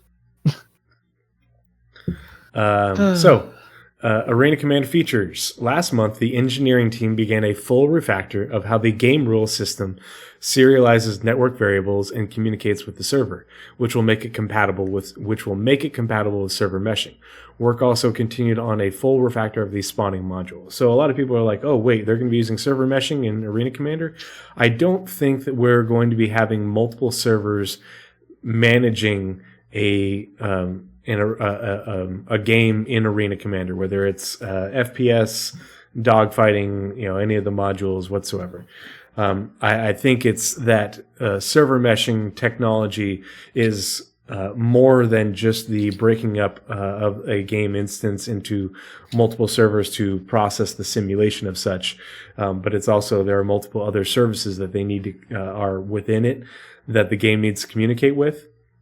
And some of those services will be shared between Arena Commander and the PU and such. And so they need to be able to communicate with those services, even though it'll only spin up a single server for a match. Potentially also.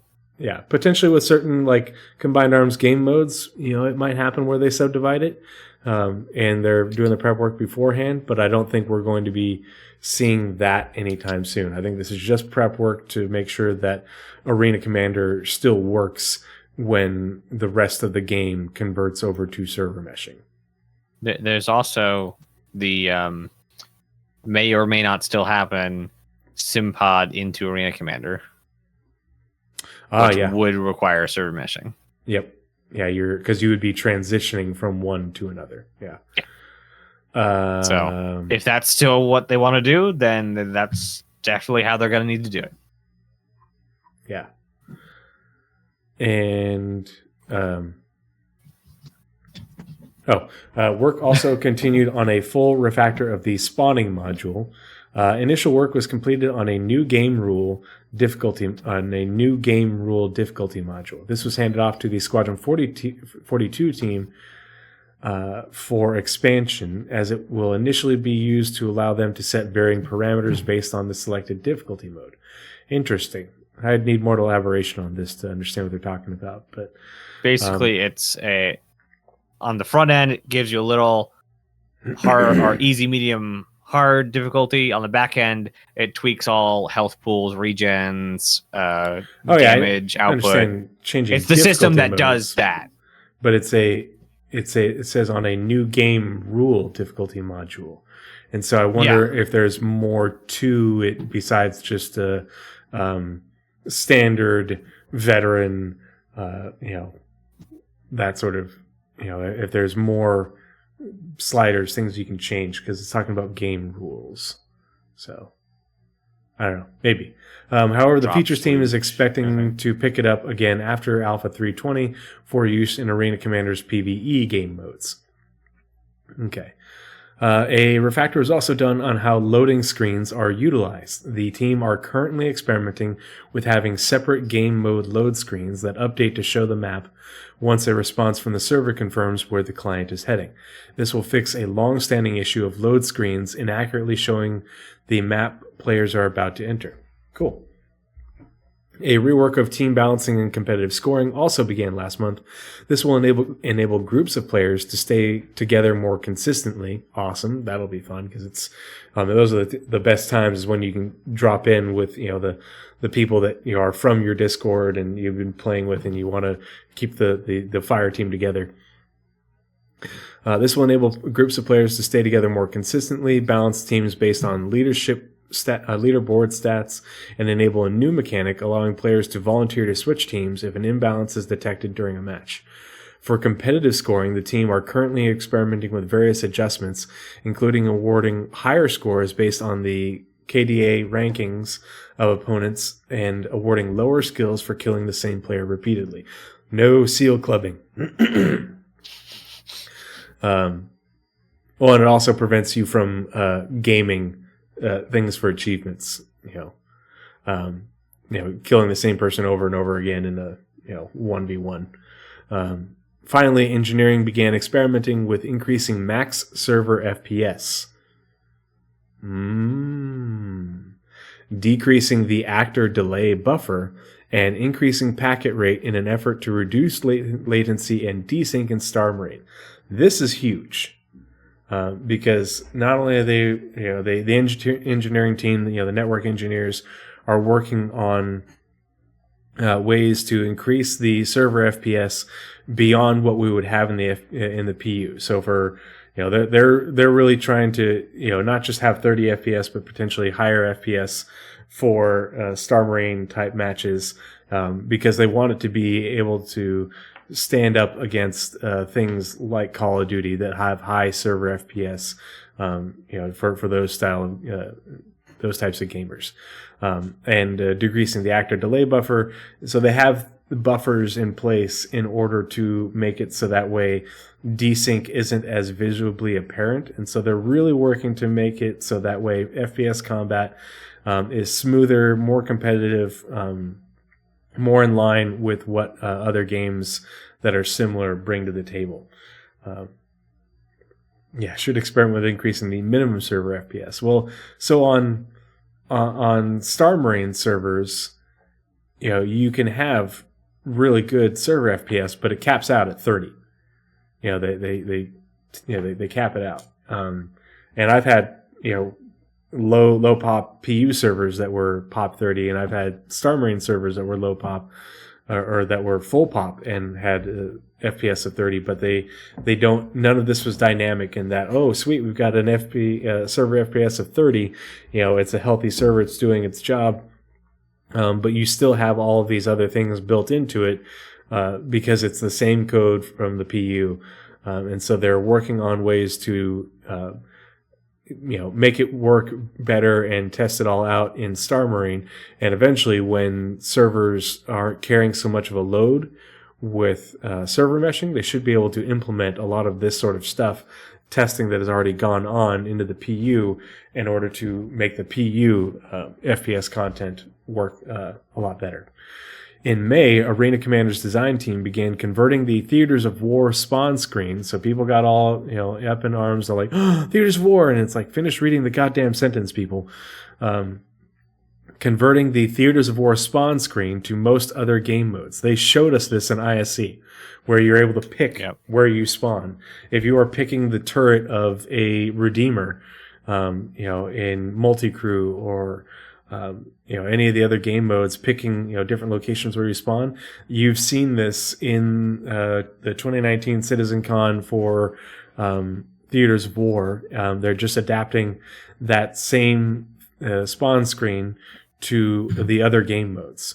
Now, does it mean Theaters of War is dead? No, Theaters of War, as Paul has been saying, Theaters of War is dead. Long live Theaters of War.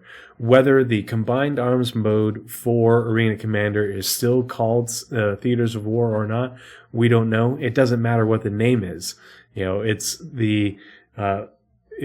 basically an all but assured thing that there will be a combined arms game mode, but they're working on the other things, the lower hanging fruit first, before they tackle Theaters of War. Independently they work. But like I'm really done with the devs saying, well, it's already benefited the project so much. I don't want to hear about how it's benefited the project. I want to play it. Yeah. We don't want to hear about it's benefiting you. I want it to benefit me. I don't care how buggy it is. I don't care how, we've played this game for 10 years. Let us have the stupid game mode. Yeah. Aether Drift, no info on increasing player counts. I think you're talking about for the Arena Commander. Nothing yet, but because of how much work, because of how much work they're doing, and this is all stuff leading up to 320. And so 320, we could potentially have more for 320 coming from the Arena Commander feature team because it's still only June. We'll have to be keeping an eye on them in the monthly reports to see what else they're working on, because there's more stuff that they could sneak in. There could be more maps. There could be more game modes, other pieces of tech. We don't know. But they're going to continue to work on this. And so we're going to be having to follow them, really closely to see how this continues to grow and change, over the next year. Because while the PU is going to continue to, trudge along, the Arena Commander feature team is going like crazy to bring Arena Commander up to speed. And they're probably going to pass the PU really, really quick here. Hopefully. Let's see. Oh, yeah. So in May, Arena Commander's design team began converting the Theaters of War spawn screens to most other game modes. This will allow players to select their general spawn area, customize FPS loadouts from within matches, and select FPS and vehicle loadouts on the fly. Work also progressed on an upgrade to Vandal Swarm, with the team experimenting with new gameplay mechanics. The conversion of Security Post Correa was also completed, which will be added as a new map to all game modes except Classic Race.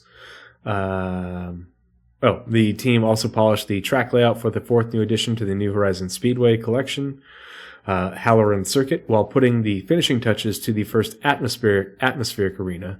The arena Winner's Circle will be available in all dogfighting game modes, which they showed us in the ISC. You can see the dogfighting game mode where you are fighting the pirates, and they have an Idris, and the javelins come in. They had them in atmosphere over green, and I just about lost my shit. Not going to be a thing. Enjoy it while it lasts. But so that gave me pause watching that, and basically all this is stuff that we've just seen the last 2 weeks in ISC.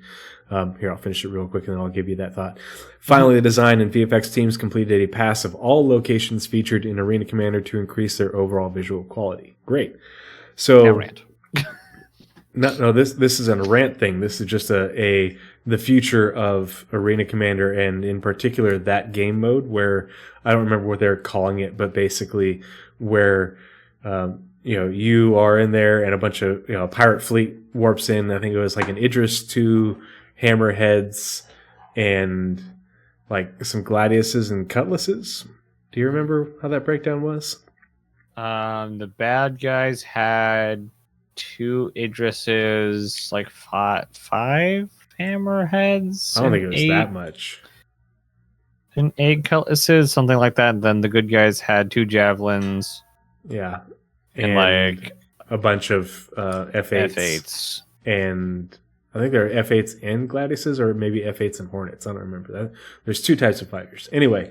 It's a bunch of ships. Just a bunch of stuff. Bunch of ships. Bunch of stuff. Super cool. Really looking forward to seeing it. It's going to be interesting to see. To me, it's also a performance test for those AI, because they are. We're going to get down to it, but capital. They talked about capital ship behaviors. Hello, testing capital ship behaviors. Here we are, and iterating on them. But imagine what that game mode will be like when Squadron 42 releases and they make another one against the Vandal. Okay, so apparently it was 1 Idris, 2 Hammerheads, 8 Cuddies for the pirates, and then 2 Jazz, and then 8 F8s. Yeah. Good to see you, EPAV. Thanks for joining us this evening. Always glad to have you. But yeah, can you imagine, it's the... You've got like 8 scythes or 4. Oh gosh, I always blank on the pirate names, but like 8 Vandal fighters and 2 Void bombers and maybe Driller, a driller, or like 2 Vandal corvettes, because we know they have corvettes as well. Wouldn't have, because the driller is freaking huge. Something in between. That like their Corvette, and then the UE comes in after you've been just trying to stay alive against the Vandal. That would be glaives. There's the glaive, the scythe, and what's the third one? The third fighter. Stinger. Is that it? I don't know. Yeah. But I'm just saying that scenario to me would be super cool and would be a lot of fun to practice against the Vandal before you go okay, we're going to take the org into Virgil, or Caliban. But yeah, so that's it for Arena Commander feature team, and back to you. I'm really looking forward to the FPS on Korea for Arena Commander. That'll be fun. But back to you for... Where are we at? Characters and weapon features. And I'm going to get some... Actually, no, I'm going to have another beer. I'm going to treat myself. Nice. All right, so features, characters, and weapons on the PU monthly report. Last month, the feature team worked on the ammo repooling, which allows players to redistribute the ammunition stored in their suit and inventory to maximize the number of full magazines. Once complete, it will make it less likely a player is left with a large number of magazines containing a few bullets each. As it will prioritize filling up the magazine in the weapon first, the team will also explore a new negative actor status triggered by... Oh, I skipped it. The team also explored a new negative actor status triggered by radiation. Radiation can be gathered from a point emitter, which has a bigger impact on the character the closer they are to the source, or it can be emitted within a room. Irradiated water was also explored, which affects the actor based on how submerged they are. When a character is affected by radiation, the protection of their suit will start to decay. Once protection is gone, the actor will suffer radiation sickness and will need to seek medical aid to recover. The outfit will regenerate its protective layer over time. So the whole ammo pooling thing, yes, very gamey. I imagine the meeting did happen. Do we put in ammo counting, or do we do something more user friendly? This is not a military sim. I honestly think this is what they went with. Not as a stopgap, but what they're going to go with. This is not as many people as I've heard say they want the downtime to like load their clips and things. I can imagine them putting that in as a RP feature, but not. I think this is a really good. We have so much else to do. I don't think we need to worry about this kind of feature. Like, I don't want it. I just remember because that was on the. I think it's still in the progress tracker, but it's something. It was like magazine fill or refill or something like that. Mm-hmm. And I'm totally fine with you've got 5 mags that are in various stages of full because you've reloaded on your kit and maybe in your backpack, and you press a button, do a command, and you get a little circle thing, for 2 or 3 seconds, and now your mags are balanced, and you have 3 that are completely empty. 2 that are completely full, and 1 that's halfway. Totally fine with that. I have reloaded so many goddamn mags in real life. That is the last thing I want to do. And it's also, if I've done it in combat while getting shot at. Oof. And it is very unnerving to be taking cover behind something and trying to, pull some bullets out of this mag and into this mag in order to reload this one so you have a full mag before you pop back over cover. Not knowing how many bullets are in. It's like, yeah, we can gamify this. It's okay. Would you be okay if it wasn't a choice? If it just did it? As you switch clips, it just balances. See, I think that you should have to. I think that's one of those things where it fits into what I've talked about with not having healing beams. Oh, okay, sweet. That was my last full mag, but I've got like 3 or 4 mags with mixed bullets. I need to find cover and spend a couple seconds to cross-load my mag so that I've got a full 1.5. And if I don't do that, I'm going to be at a significant tactical disadvantage. I think so you should. Like most games like do the healing or self-bandaging. It takes a few seconds of your character. Mm-hmm. So you have to like not be in combat while you're doing this action. Mm-hmm. Yeah, and you want to be like, hey, this is part of the playing with others, or eventually having NPC crew. Say, hey, oh gosh, I reloading, and you're down for a couple seconds while you cross load some mags. I don't think it should automatically do it. I would much rather, it would be you have to, go into your inventory screen and press a button. Just press a button, and it does it over, 2 seconds or whatever. I'm totally fine with it. Just because otherwise, trying to develop an actual gameplay way of doing that is just that's a bunch of wasted effort for no fucking reason. That's not necessary.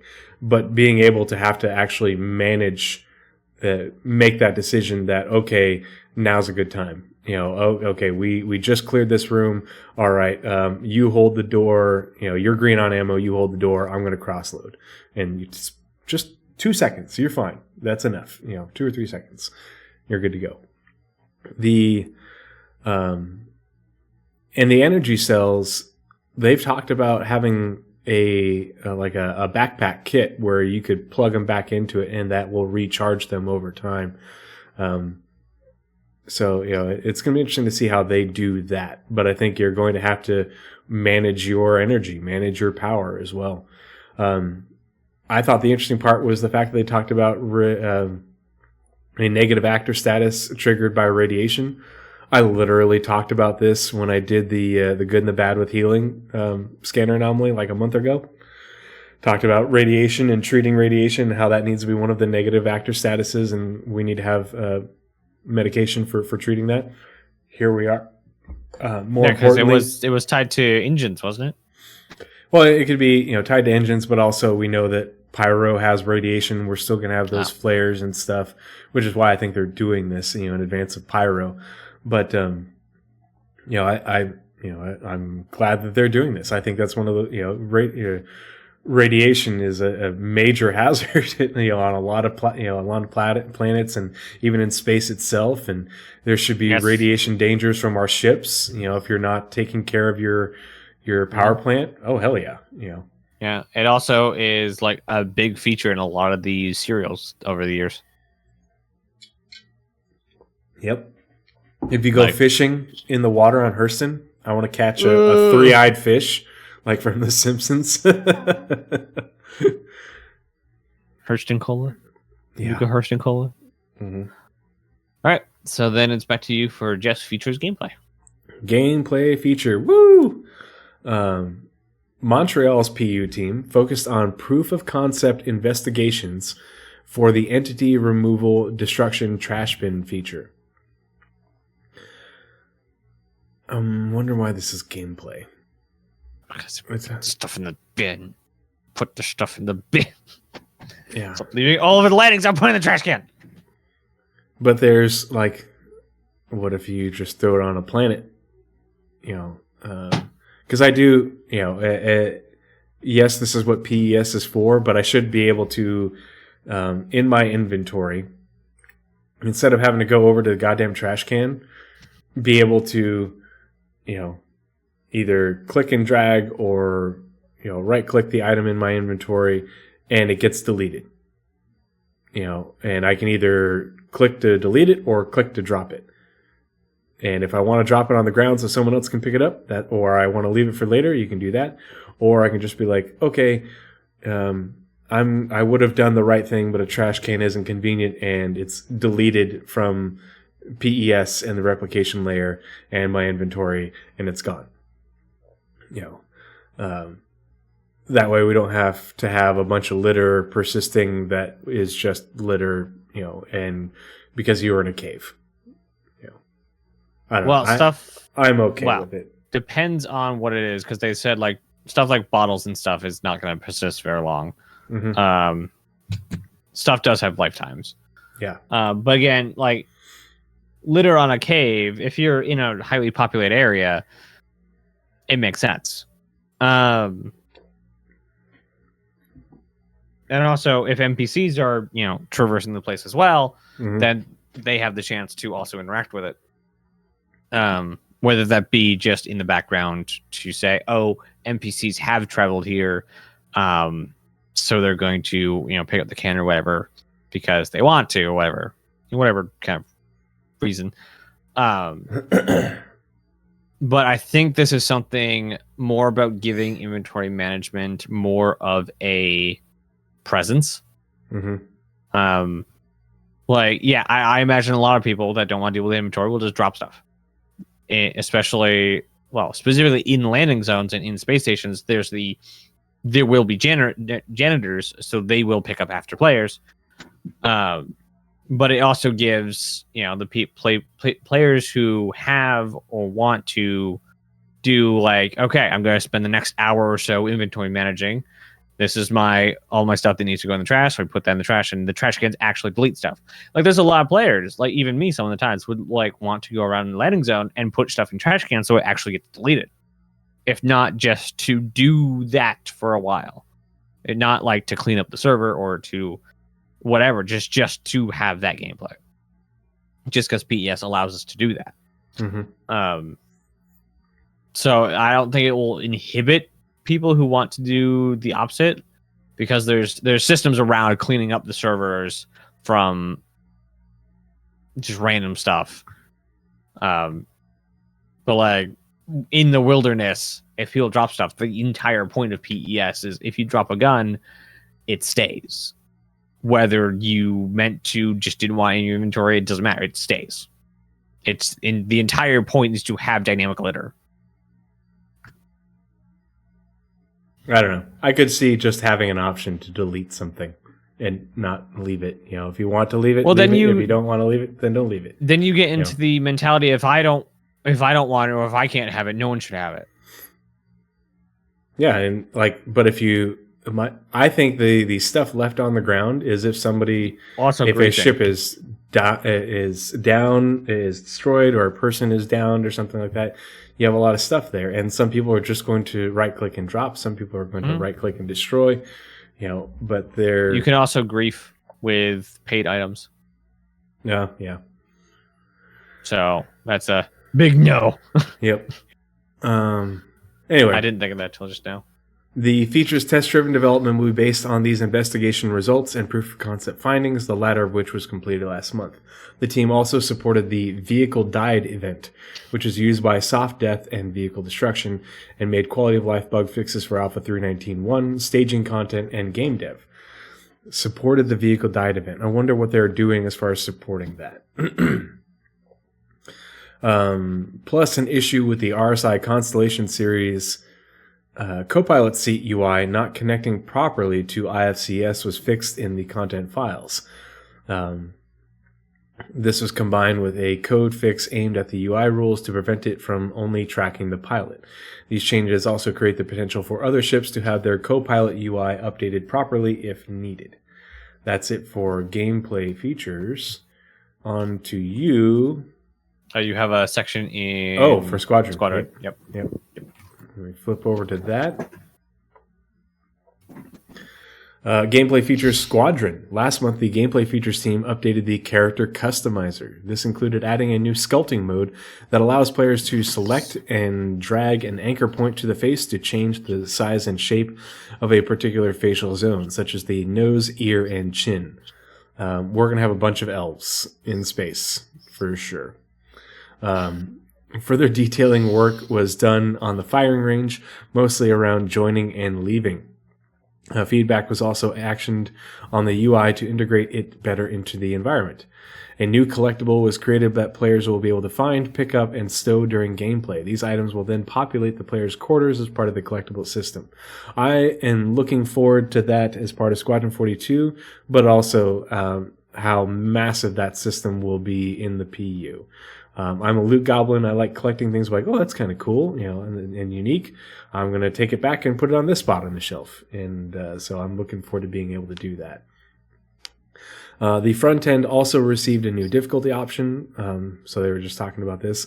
This exposes various modifiers to the AI, health, and weapon attributes to allow the design team to balance the game depending on the player's desired experience.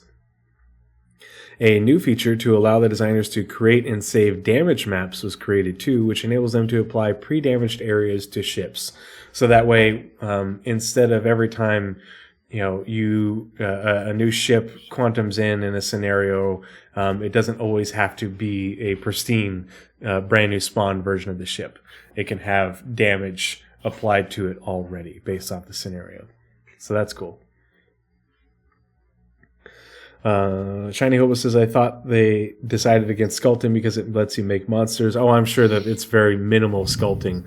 I was just joking about people making pointed ears. And yeah, they did. Yeah.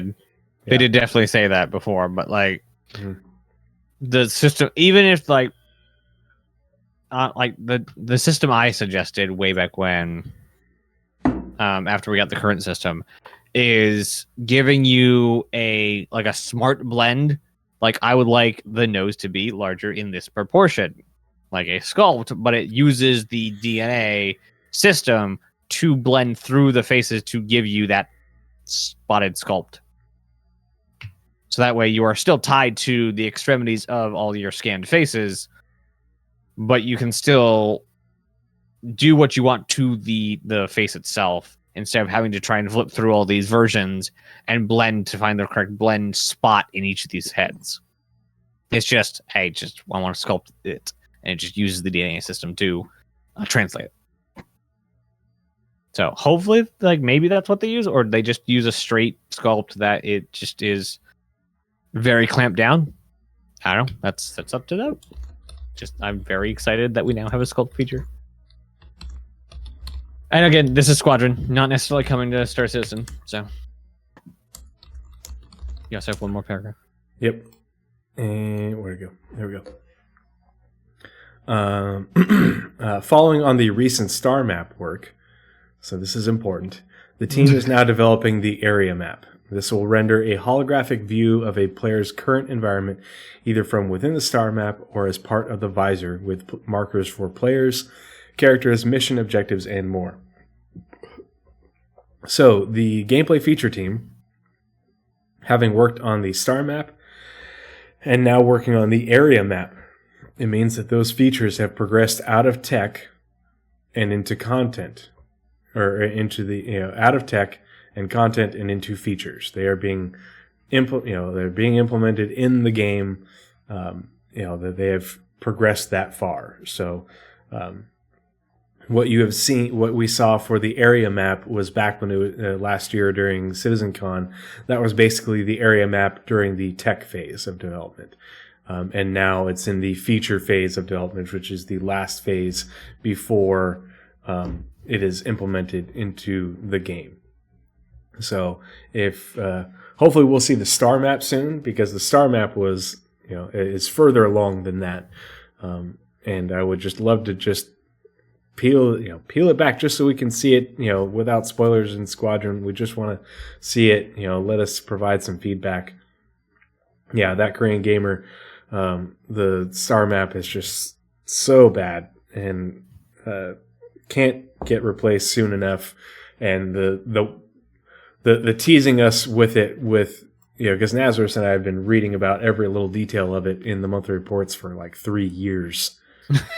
And that stop blue ballsing me with the star map and just show me because they've shown us so much UI stuff over the past couple of years that they've worked on, and it's like they've shown us UI for the MFDs and the HUD and literally everything that UI Tech and UI Squadron 42 UI feature has been working on, but the star map.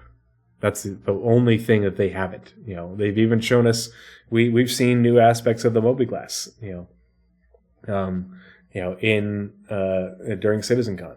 So it's like just so according to stop teasing. What we have, the only people working on the map system right now is Squadron 42 feature team. Doesn't say gameplay or otherwise. Engineers. And set to end on the 18th of June. Yep. As far as we know. That's it for gameplay. Yeah, Squadron 42 feature is Squadron 42 gameplay feature. So that tracks. And that's back to you for vehicle features on the PU side. Let me switch over. PU? Right? Oh, no, it is Squadron. My bad. Okay. Yeah. Oops. Yeah, okay. Yep. I got it. Yep, okay. Last month, work continued on the control service flight model. The team implemented special handling for ships in gas-filled zero-G locations, such as gas clouds. While ships will still favor thrusters in this situation, they will experience drag and lift that slightly impacts how they feel. Vehicle feature also iterated on UI and VFX for communicating the quantum system's state.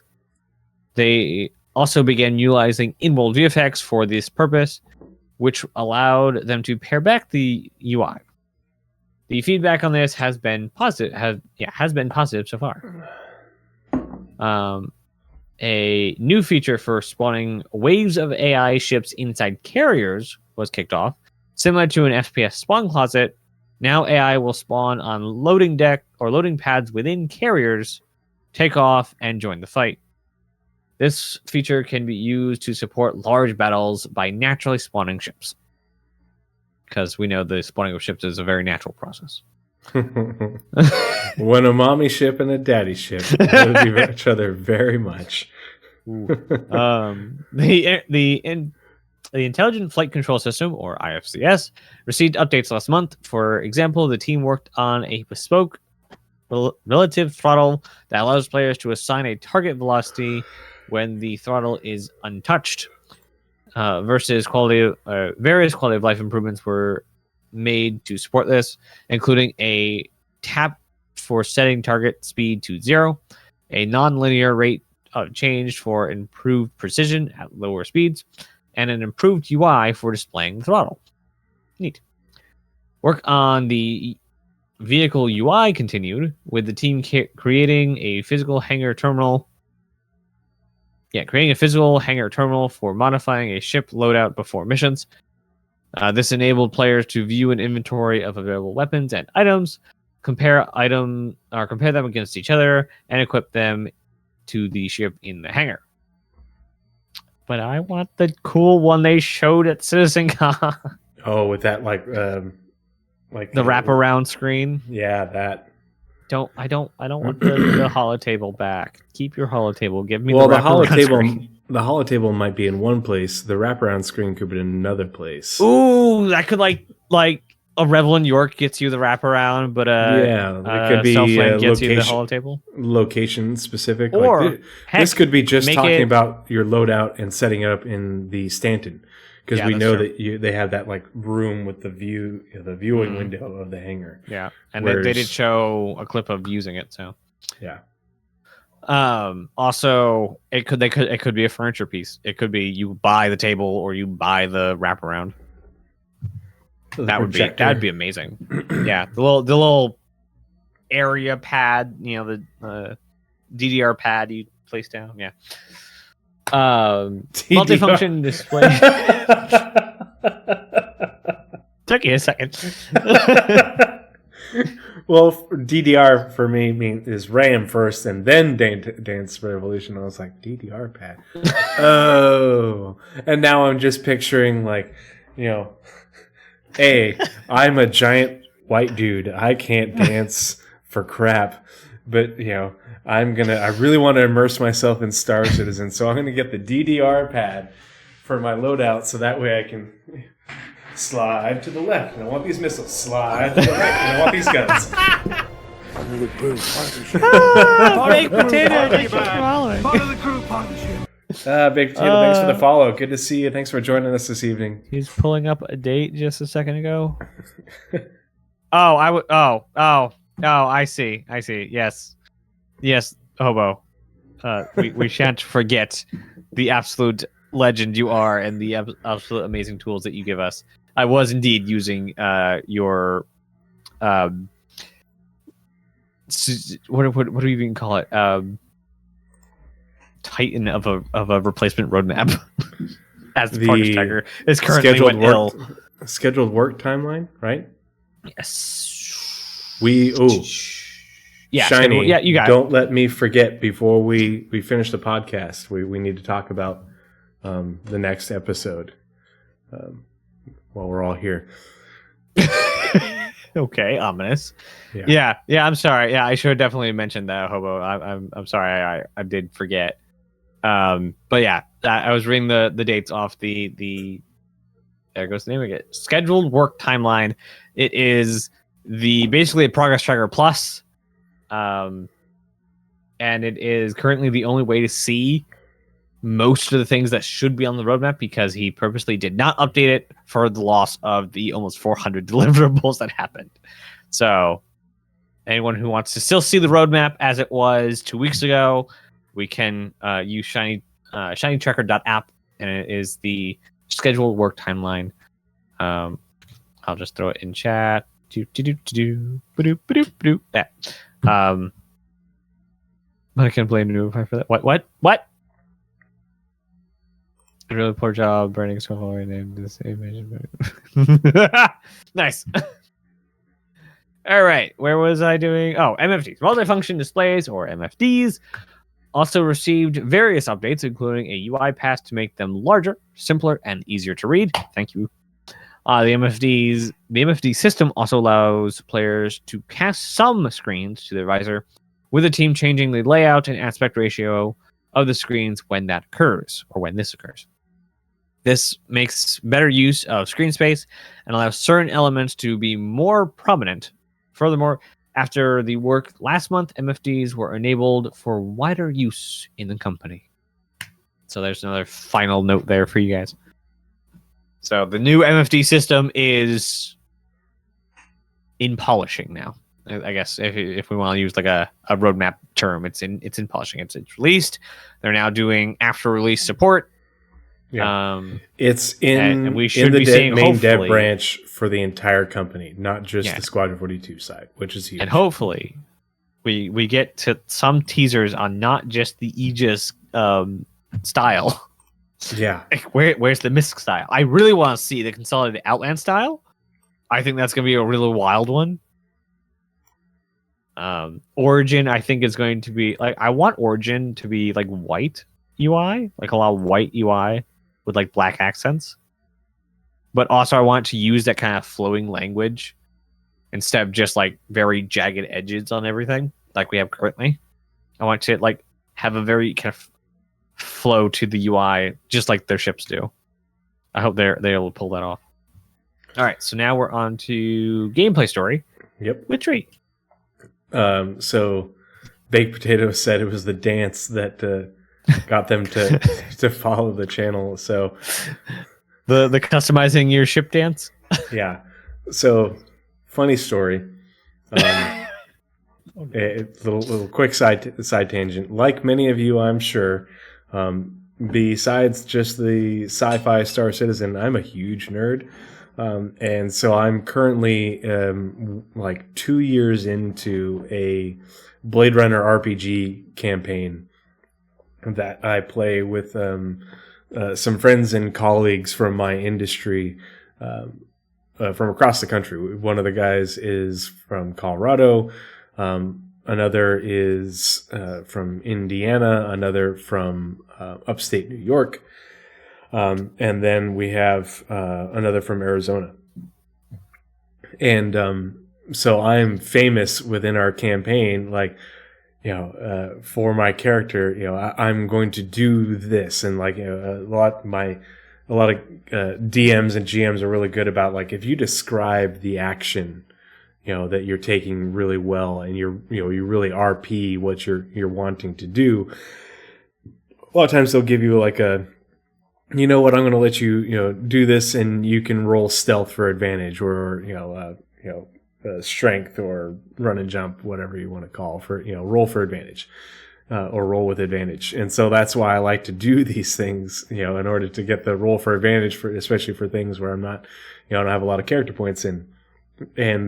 But we play remotely, so it's always via, like Discord and Roll20. Like Roll20 has the map, but then we're using the video conferencing aspect of Discord, and basically have been doing this every 2 or 3 weeks while I've been on active duty and living in a hotel, as you're seeing me right now. And so you can imagine big old goofy Tree doing weird ass acrobatic things in order to demonstrate what I'm talking about as part of the campaign. And how many lamps have you broken trying to do somersaults? So you laugh, but I did break the table lamp because I literally ran from one side of the room, got a running start, and I did a diving somersault onto my king size bed in my hotel room in San Antonio, and it made the whole bed slide and hit the bedside, the far bedside table, and the lamp fell off, and it broke. I mean, it broke the lamp shade and the bulb, and so like it was fine once it got a new bulb. But yeah. Oh my gosh. So you can imagine how much that derailed the campaign for that evening. How many points do you get for that one? Oh, he just gave it to me. He's like, you tell you what, you don't even have to roll. He's like, amazing. Yeah, it was. You're gonna have to have a headache with yelling at the hotel. Yeah. You get the roll. Mm-hmm. But I always try to act out those things because it's fun and goofy, but it's really entertaining, and it gets me a chance at being more successful in my role. So yeah, yeah. Hotel beds are just a mattress on a sheet of plywood too. Yeah, the bed frame was just hot garbage. Luckily, the mattress is actually a pretty decent one. But yeah, it was. Oh, that's great. Definitely one of my finer moments, and that's the thing is like my character in this campaign, I'm playing like a med tech, and my backstory is that I'm like a street urchin, and I worked, I got sort of mentored by a guy who basically, like hooks people up with their cybernetics and does organ removal and transplant and everything. And so that's basically like my background. I learned how to do all this stuff at an early age, but I also have a freaking katana. So every time I go to use the katana, I'm like grabbing random objects and, swinging them around on camera to like demonstrate, the move that I'm doing with it. So yeah, it's pretty fun and entertaining. Yeah, can imagine. I'm surprised you don't stream that one.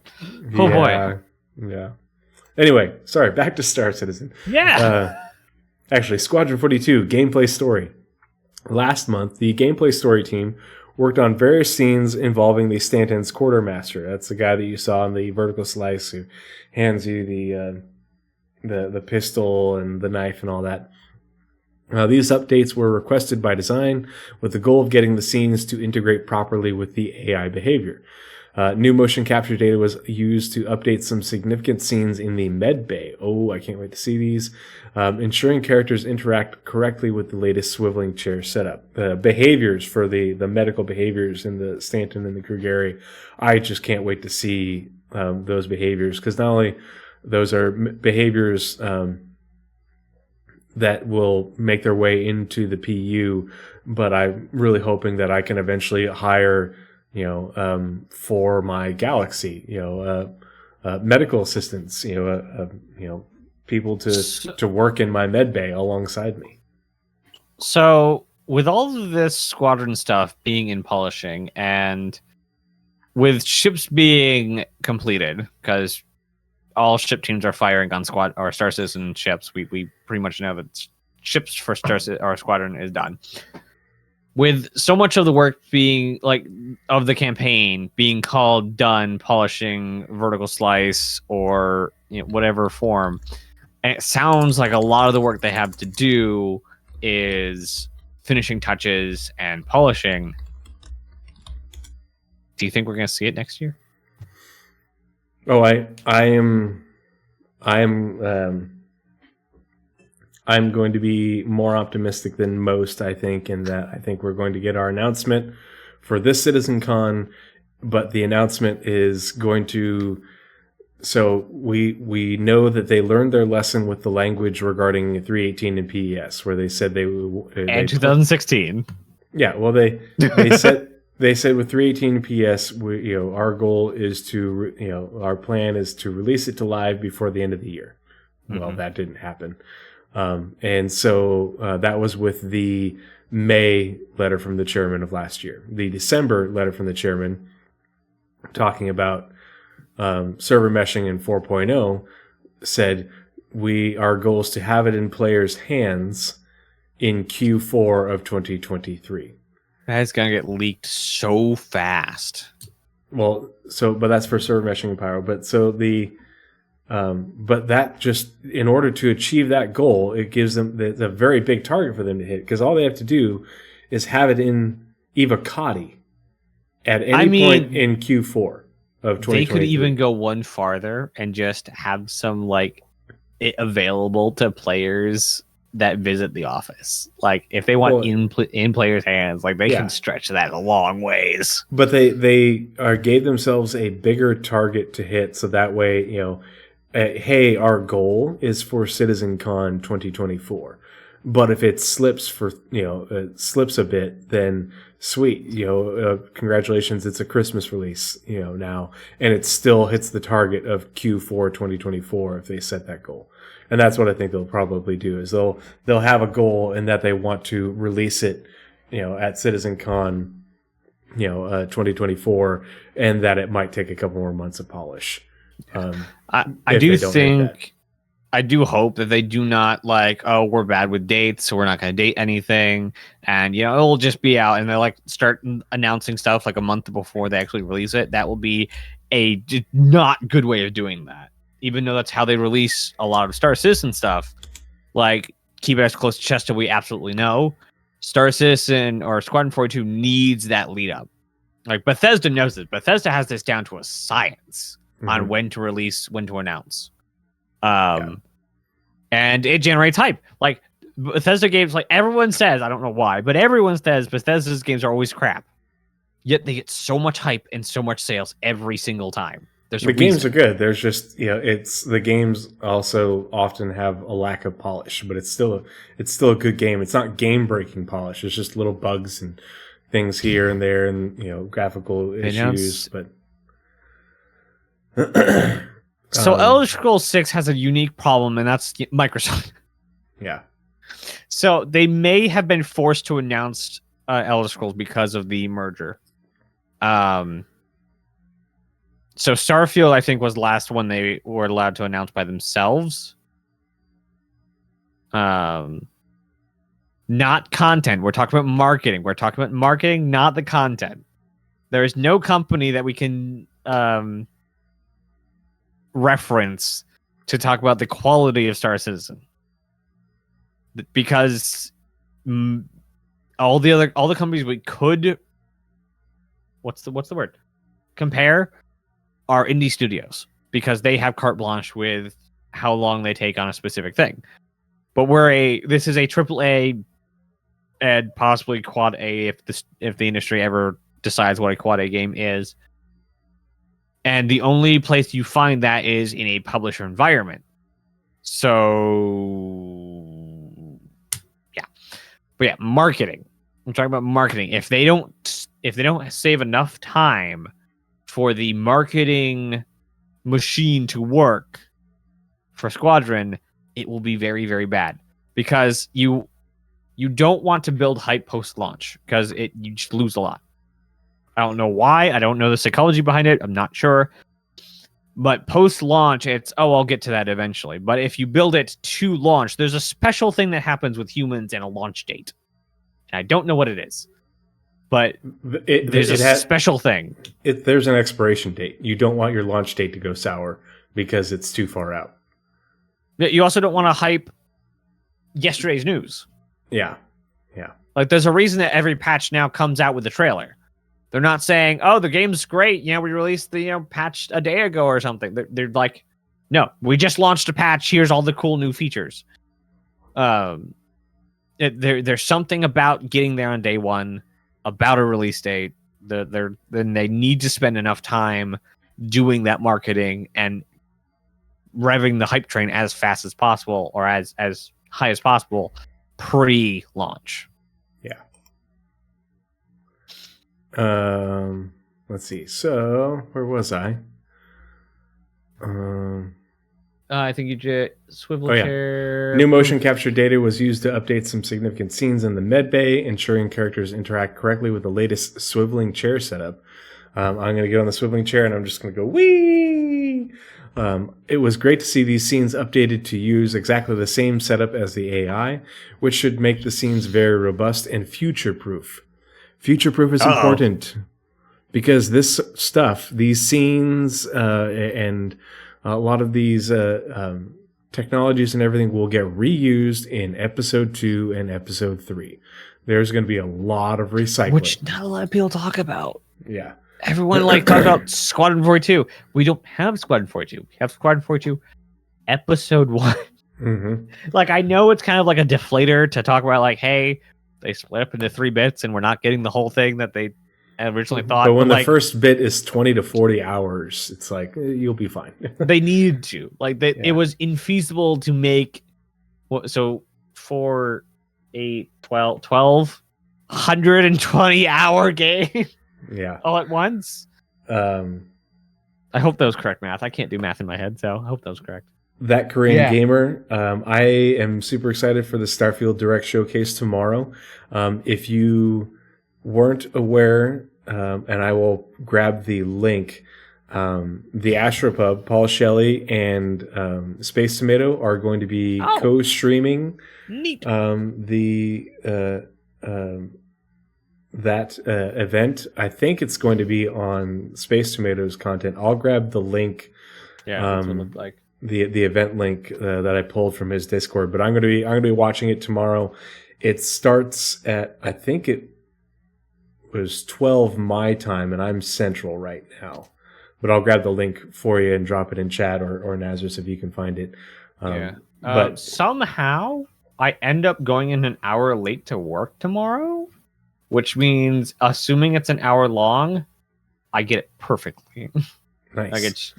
I have something to do in the morning, and then I have an extra hour before I need to leave for work. So normally I only get the 1 hour, which means get home, get ready to go to work. Card. That's awesome. Ooh, I want to see that. Yeah, you should drop a picture in Discord or something. Let's see. It just works in there? In May, gameplay story began setting up 8 new scenes, bringing their total to 290. They also polished, posed, pasted, and updated props in several scenes to ensure they were fully up to date. The team also continued to set up operator seats, working to establish proper metrics and solid foundations for these complicated assets. Ooh. Continue to set up operator seats, working to establish proper metrics and solid foundations for these complicated assets. I'm looking because They've talked about the Krigeri and like with level design and a bunch of other things. If you want, all you have to do is let me know. But I have the link. I have it saved from the original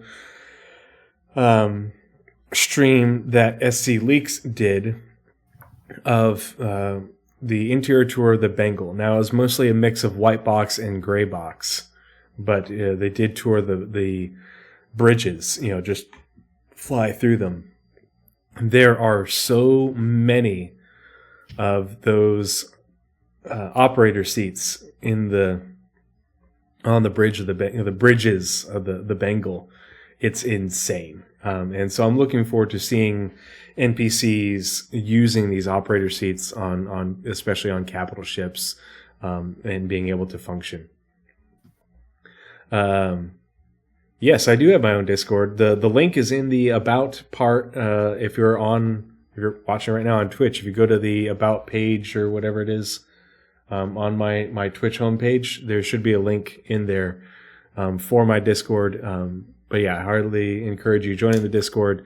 Join. Yeah, lots of it's it's a considering the size of the Discord, it's actually a very active Discord for all things Star Citizen, but also lots of space game and co-op game conversations. So, and we'll be even more active when I finally get to go home next Friday. Hooray!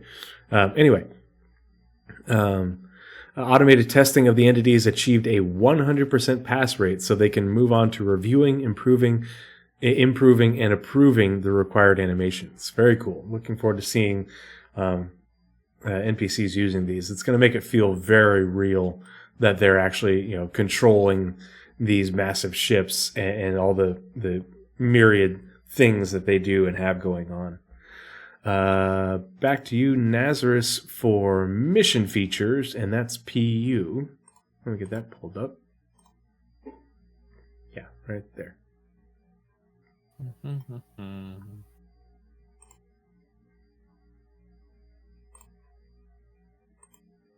Sorry, getting distracted. Where are we doing? Mission feature? Yep. Mission feature. The mission feature team continued to work on the ship escort data heist. And have we heard about ship escort yet? Ship escort missions? I think there's been mention in the monthly reports maybe once or twice, but not like from the team itself, like on ISC.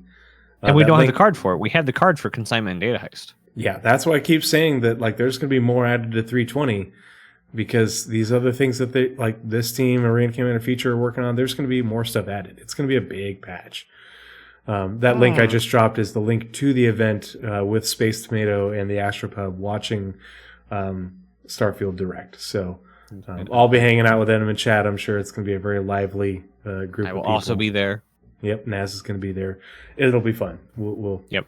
It's just going to work. It'll just. All right, get the ball rolling. All right. So the ship escort data heist and consignment retrieval mission, and added the finishing touches on the new unlawful salvage missions. Were a and the finishing touches to the new unlawful salvage missions were where a ship must be stripped of a incriminating paint job before law enforcement arrives. I think that's a nice flavor to put on a mission. Another exciting development is that we're exploring a new lightweight PvP/PvE event set aboard a modified version of the Siege Vorsen barge, in which players must figure out how to open shipping containers in order to steal the items within, all while Ninetales outlaws hold down the location for themselves. This was a quote from the mission feature team. For Alpha 3.19.1, the team rebalanced cargo generation within ships across various mission types, including salvage, assassination, and bounty hunting.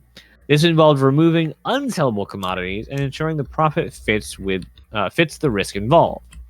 So, whereas the salvage missions are new and generating cargo boxes inside the ships, much like you would find stuff in the ships in like hard space shipbreaker. They're now expanding that to all these other types, and they're also removing from the loot tables unsellable commodities, which is just fluff and you just leave there. But they're also taking a balance on the entire process to make sure you're not going to a completely abandoned hull and finding millions of credits inside. So if you fight for it, there'll be I know balance. It sucks. Balance only exists in games, not in real life. Let's see. Mission feature actively worked on refactoring old missions into the current modular library, including missing persons. Alongside this, they refactored the destroy drug missions and made parts of them modular.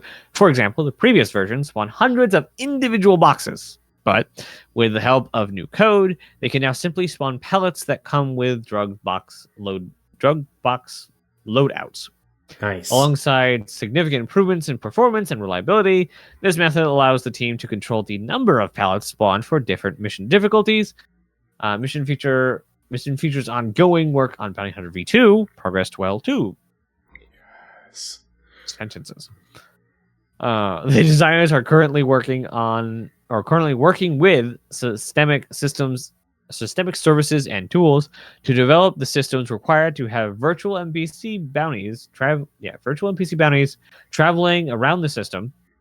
One of the engineers, with help of the Interactables team, is also developing a method for pods to attach to points in the world so they can seamlessly enter and exit the game space. Finally, yes. I'll let you finish. Okay. Finally, the designers supported Invictus Launch Week, which involved fixing bugs and maintaining the Expo Hub transition system, the Javelin Tour, and the Bangalin. Yep. Yes. Bounty Hunter V2. What was it? First, Shiny Hobo redeemed the sound alert. So say we all did. Everyone else hear it? I saw it play the animation thing. I heard it. I'm hoping the sound actually played through. I've had the darndest time making sure all my sound alerts work. Yeah.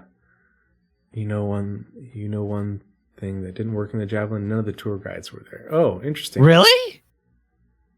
I actually missed it this year. I didn't go to the tour. Obviously, I haven't been able to get in Star Citizen, so I definitely missed it. But I enjoyed the tour guides.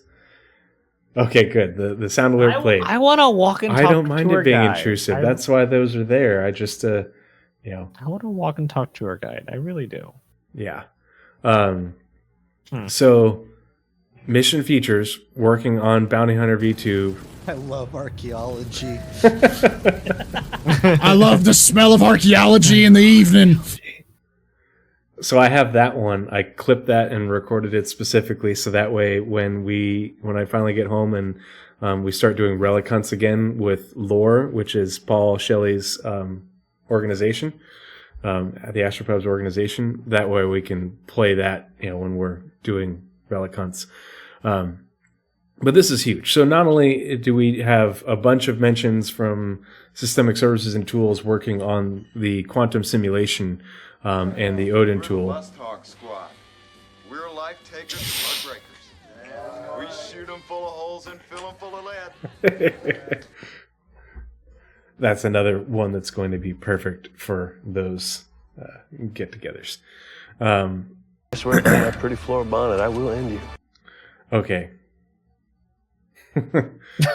Y'all need to calm down because I don't know how to turn those off. Paul knows how to turn them on and off, and I do not. I'd have to now. Yeah. So the Nazeris and I did a big scanner anomaly on Bounty Hunter V2 last fall, just to break down how it works in relation to the quantum simulation, because Bounty Hunter V2 is the player-facing feature, but it all rides on top of services that are part of the quantum suite of services, for the quantum simulation.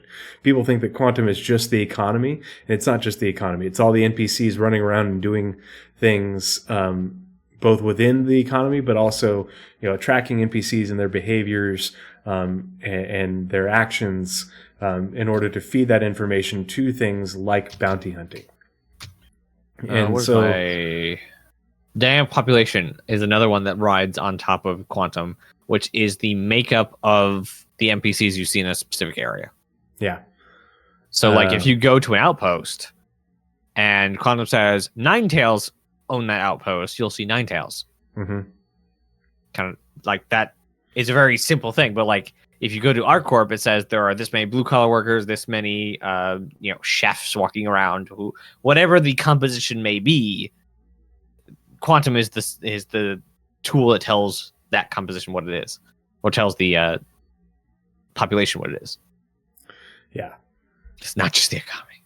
Yeah, there's a whole bunch of services, and that information is still relevant because that hasn't changed. We've just had more work on those services, and there's more work on quantum going on. So they've progressed further on in the development of Bounty Hunter V2 and the entire quantum simulation. So if you want to go check that one out, I highly recommend it, just to get a better context and understanding of what is what the feature of Bounty Hunter V2 entails. Yeah. Hobo said, I noticed that Systemic Services and Tools team is not actually scheduled for work on missions. No, they don't do missions. Yeah, they're not. They working give the data to the missions team, but they are plug into. They are working on. I think they're still working on the. They might have a sprint, or they might just be providing miscellaneous support on the VNPC system, which would be what they're talking about.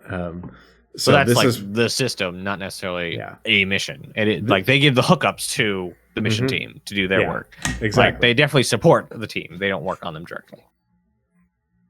Yeah. That.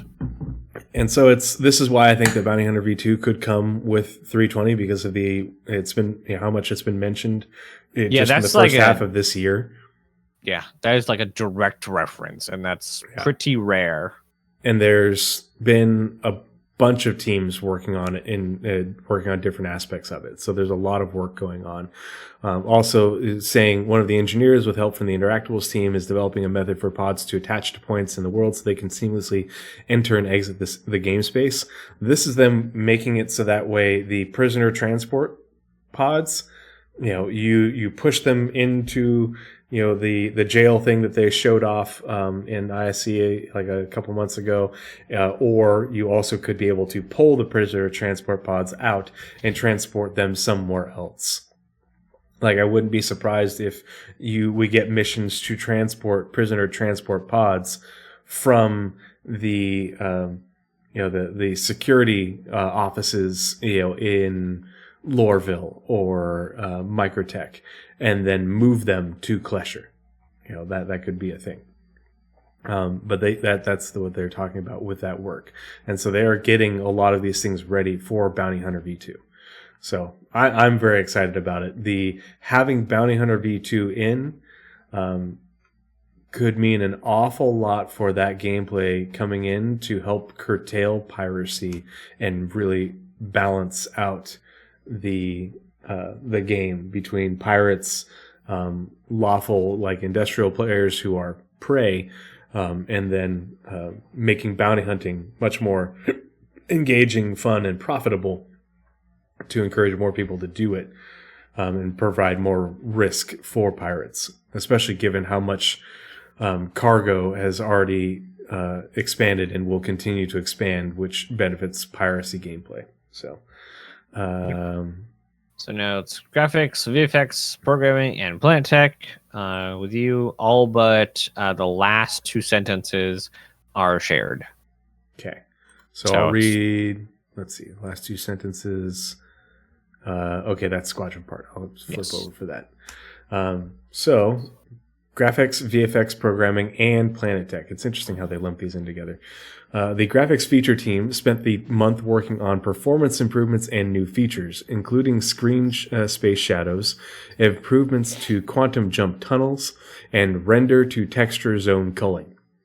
A GPU memory allocator and an upgraded resource cache compiler were among the new performance-boosting upgrades, while the evolving temporal super resolution and automatic upscaling system that can now upsample opaque objects officially passed its first milestone. Lots of good stuff in terms of making things look pretty and perform better. Global illumination is well underway. Global illumination. So this is another big sentence. Global illumination is well underway. So far, the first iterations of a hash map based radiance cache, ray generation code, and a ray tracing prototype were completed. I can't wait for that. This is going to be so cool. Yeah, so this could be really huge for Overall quality. Overall visual quality, especially when it comes to lighting effects and What I hope they do is give us the option to do a like low, medium, or high on both GI and reflections. Like I'd love like a medium on both of those. Like I know a lot of graphics cards just can't. They don't have a lot of power. But like 3040 series can get through some ray tracing.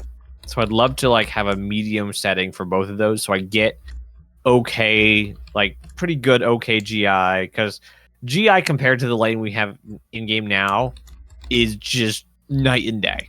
Like a lot of the corners of the game will look a million times better. Mm-hmm. Like currently there's a view, what are they called? A vis area barrier in the hangars. GI lets that not be a problem. So the lighting will correctly simulate into the hangar. So your ship won't pop to light when you come out of the hangar. But also I'd like to see myself in mirrors, and I'd like not pixelated reflections when I'm looking out of a window seeing the environment behind me. So I'd like to have like both of those on a medium setting. Of course, neither of those work with VR because that is no computer on the planet right now has enough power to do both GI ray tracing or GI ray trace reflections and VR. That's not a thing that hardware can do right now. But the time's coming eventually. Let's see. Improvements to Gen 12's validation error debugger were made to improve the accuracy of bug detection for faster issue assessment. If you've been playing Starship Troopers Extermination with me, you know the importance of the accuracy of bug detection. In preparation for deferred render graph execution, Vulkan's frame synchronization was improved. They're already working on Vulkan, folks. This is great. Issues with gaps in pipeline resource sets at bind time were resolved with a remapping update that uses continuous resource set layouts. The Planet Tech team started finalizing quantum obstacle generation with generic shapes in asteroid fields. Oh, okay. So making it changing how the things obstruct your ability to go into quantum and force you out of quantum.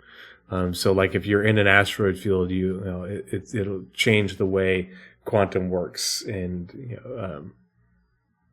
and how that'll affect all that. A collision issue detector and wear, dirt, and paint modifiers were also added to the Rastar tool. Neat. A collision issue detector. Oh, very cool. So more work on Rastar. And it means they can age the stuff right there in the tool. They can age the stuff, but also paint modifiers means that they can add paint and stuff to it, make it. Oh no, are we gonna get sold building paint on the website? Is that what's gonna happen? I don't know if that's what they mean, but you bought your $1,000 Pioneer. Now, do you want your Pioneer to spit out blue buildings? You gotta pay $5. Well, I think you'll be able to they'll be able to add paint to different outposts and homesteads and buildings in order to make them look visually different, especially if they are associated with an organization. So that way there's like a paint theme to these buildings that are owned by this group. Ongoing improvements to the biome builder will reduce constant spawn despawning, which in turn will relieve the physics team of large destruction queues. Water can now be simulated in-engine and features the new disturbance components improvements. Finally, recent... Oh, the water stuff? Yeah. Yeah. Oh, They've been talking about... water. They've been talking about improving the water simulation for a couple of reports now, I think. That's all that stuff, so that way, like, if you jump into the water or, a ship crashes into the water, you've got all the ripples and, the simulation of all that. Finally, recent VFX features and bug fixes saw several direct improvements to both the editor and Cortec framework. For example, the new master VFX library can resave and export in the P4 format, and particles can now be found in a dedicated effects browser. Bugs related to damage maps, particle effect placement, and in-editor crashes were solved too. Were also solved. We're going to have to make this a drinking game eventually. Yeah. Aether Drift says, what's the difference between in-engine and not in-engine? Part of the ship. Part of the crew. Part of the ship. High Prince of Dragon, good to see you. Thanks for the follow, amigo. High Prince of Dragon has been following me on Twitter. We've been interacting a lot, so good to see you coming to check out the podcast. And I saw that I think you gave me a sub on YouTube as well, so much appreciated. Thanks for joining us this evening. What did Aether's question say? So what does it mean that water can now be simulated in-engine? What's the significance of this? Basically, if it's not simulated in-engine, nothing that changes in the engine can affect the water. So sure, you can simulate a ocean in a bathtub, but nothing in the ocean is affecting the bathtub and vice versa. If you just go to the ocean and drop a boat in it, it affects the ocean. So, in much the same way, if they actually do the simulation in the engine, then your ship, players, boxes players are throwing around, NPCs can affect the simulation of the water.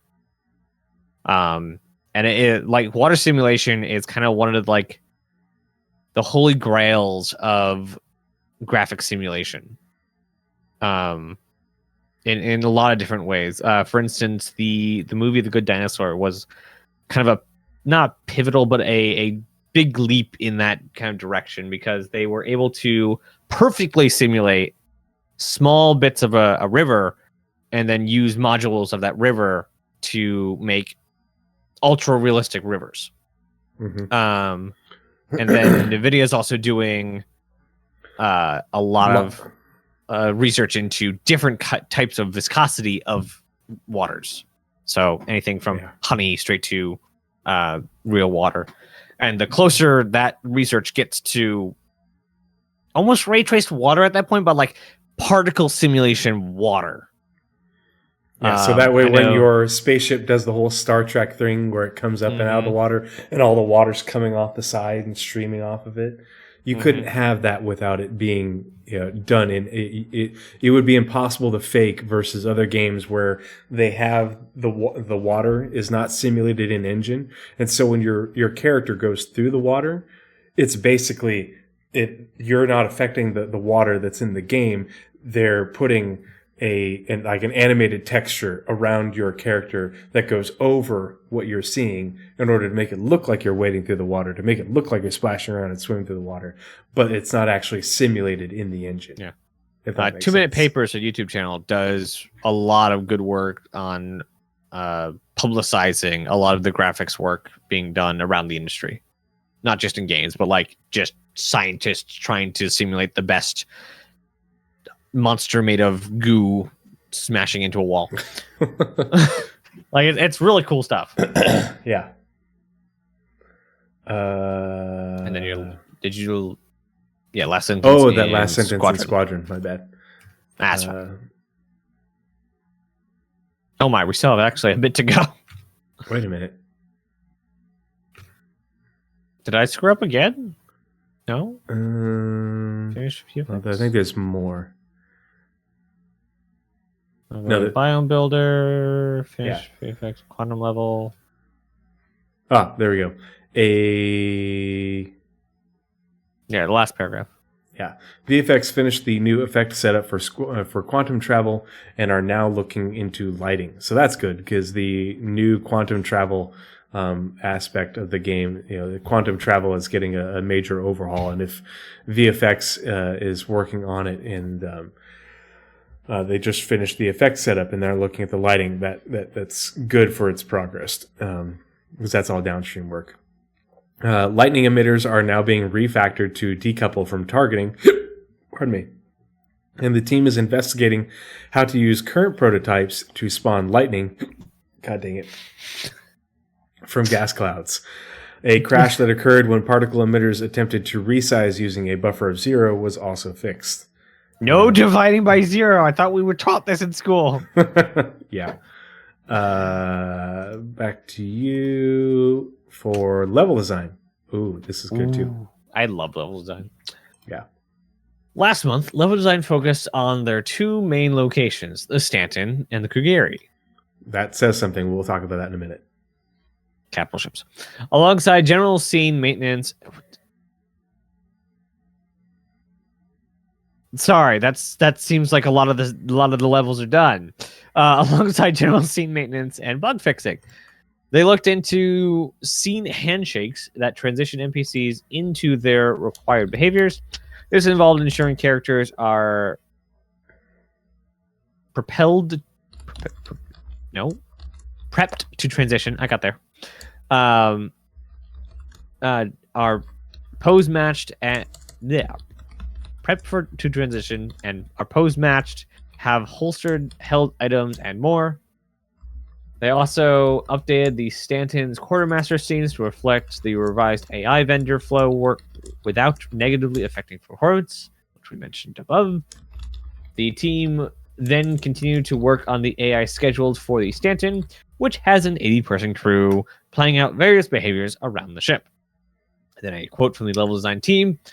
With this rollout, we have to keep tabs on NPCs' gate-crashing scene content. For example, if the player is in a somber scene with the colleague discussing the horrors of war, we don't want an NPC barging in with the "Hello, Lieutenant," jumping into the and jumping onto the console. I'm brain farting. Pirate game on PC and Xbox co-op with PvE and PvP. Pirate? Yeah, you sail around the Sea of Thieves? Sea of Thieves, yeah. Okay. Okay, sure. What does that have to do with this? Confusion? There we go. So I was talking about the water sim. The water simulation for Sea of Thieves. The water doesn't look photorealistic in Sea of Thieves because Sea of Thieves isn't photorealistic, but for the graphics of Sea of Thieves, the water looks really good, but their water simulation is really good in that the way that the waves in the ocean react to your ship, but also the way they impact your ship, it's all simulated in engine. And that's why, swimming and everything like that. Like they did a pretty, not perfect job, but a really good job. Because it's a sailing game. The water's a big deal. Yeah.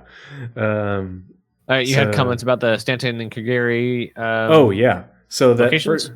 The level design focused on their 2 main locations. So that's a pretty poignant statement about the campaign for Squadron 42. Is that the 2 main locations for level design in that game, the 2 main locations for us, playing that game are the Stanton, the Idris, and the Krugeri, the Bengal. You're going to be spending a lot of time on the Bengal and on that Bengal and on that Idris. Obviously, you're going to be other locations, but those are where you live. I hope they telegraph when we're about to transition between the 2. Yeah. Because there's nothing worse than, I'll get to that conversation I had with the engineer right after this mission. You get done with the mission. Oh, the Stanton's now blown up and you're switching to the Krugeri. That's I need horrible. Closure. Yeah. And no, that's not a spoiler. I don't know if the Stanton blows up. I'm just saying that would be really bad if they didn't And like what about telegraph. all to my say- collectibles on the shelf next to my bunk? I know, need those. right? Yeah. Gotta go back. It's swarming with Vendu. I don't care. Yeah. But yeah, that's a big deal. So let's see. Next is in-game branding for me, and then lighting for you. Both are PU. Short ones. In-game. Ingrained branding. Yeah, in-game branding, Montreal. The in-game branding team continued working on interior and exterior signage for Ruin Station and supported the EU locations team. In a similar vein, lighting. Yeah. In May, the lighting team worked on Invictus Launch Week and continued to produce content for the Pyro system. This was mainly focused on Ruin Station's exterior and the lighting modules for its interior. Can't wait to visit Ruin Station. That place is going to be A, huge, and B, just incredibly impressive with all the details and different things you can see and do. And I cannot wait to see Terra. Like all this love being poured into Pyro. Mm-hmm. Like we know, like it's just going to get faster and faster as they go. And I know that Terra is not the next system, so it's really cool that like it's like I keep saying, the later it is, the better it will be. Yep. And if Pyro is going to be this good, Cascom, what's the system? Castra is going to be at least this good, if not inches better. And then we got Nyx, and then Magnus. What's the interim planet? There's another planet before Terra. Anyway, and then Terra. That's going to be so much better than Pyro when Terra gets here. I can't wait. That's going to be so cool. The other cool thing about Terra is there's multiple populated planets. You know, there? Yep. I remember the multiple landing zones. I didn't remember. Everybody focuses on Terra itself and the multiple landing zones on Terra, but there are other planets in the system that are populated quite heavily. So yeah, check out the lore on Terra. Live Tools continue to study the usability of the Network Operations Center and are now starting to collect the results. This will allow them to establish an action to highlight improvement needs and priorities for the future. The team also released a new version of the internal error handling pipeline, which featured significant improvements over its predecessor. Should be locations for you on the PU. See, here's another picture of that map of that racetrack. Now, let's see what it says. See if it says anything. I didn't put a name on it somehow, some reason. My name's gone on the last 3 that are mine. Anyway, locations. In May, the locations team continued working on Pyro, shocking. Making good progress on Ruin Station, again, shocking. They supported Invictus Launch Week 2. Between major tasks, one of the artists worked on a new racetrack. Artists worked on new racetracks. Just there. Which was shown in the recent episode of Inside Star Citizen. The Sandbox team further developed planetary content for Pyro and continued to support Montreal-based team on the new underground facilities. The Organics team created new fauna. Excuse me? Is Pyro coming with fauna? Don't know. It doesn't say concept. It says created new fauna. I think the fauna might be... Remember when they talked to us about the boids and they showed us the birds and the fish? Sure, but we don't have that yet. No, we don't have it yet. But I think that when they showed us that, they were just showing us the behaviors, and now they're actually they're working on the actual birds and fish for Pyro. Not just the little low detail one. Interesting. Anyway, fauna for Pyro and are currently reworking. I assume this was some of the upcoming. Yeah. Some of the upcoming systems plans to bring them up to the current expectations. So Pyro's already getting a polished pass. Yeah. We also have the planets have been done for years, and so basically, like I said, it takes them a week to get a planet. Yeah, with the Yeah, and this is the organics team doing this work. And so the organics team is responsible for like what you're seeing in the picture right there. All those plants, that's the organics team. Yep, flora and fauna. The ground scatter on the surface of the planet is also the organics team, if I remember correctly. So flora, fauna, and rocks. Yep. Yeah. And so they're just updating those to make sure they look as good as possible and they're up to the current standard, because they probably first did a lot of this stuff in 2019, and into 2020. Mm-hmm. And a quote from the organics team. We also have some very old content that we are working on alongside all of this, and we'll share more info at a later date. What kind of a nothing sentence is that? We're doing some stuff. We'll tell you later. Yeah. Teasing much? Just a tad. So back to you with narrative, which is half Star Citizen, half Squadron. I didn't see this racetrack at all in that ISC. Nope. And now I really want to see it. Yep. It'd be really funny is if we had like whatever trees that bananas grow on, and like the bananas fell on the racetrack.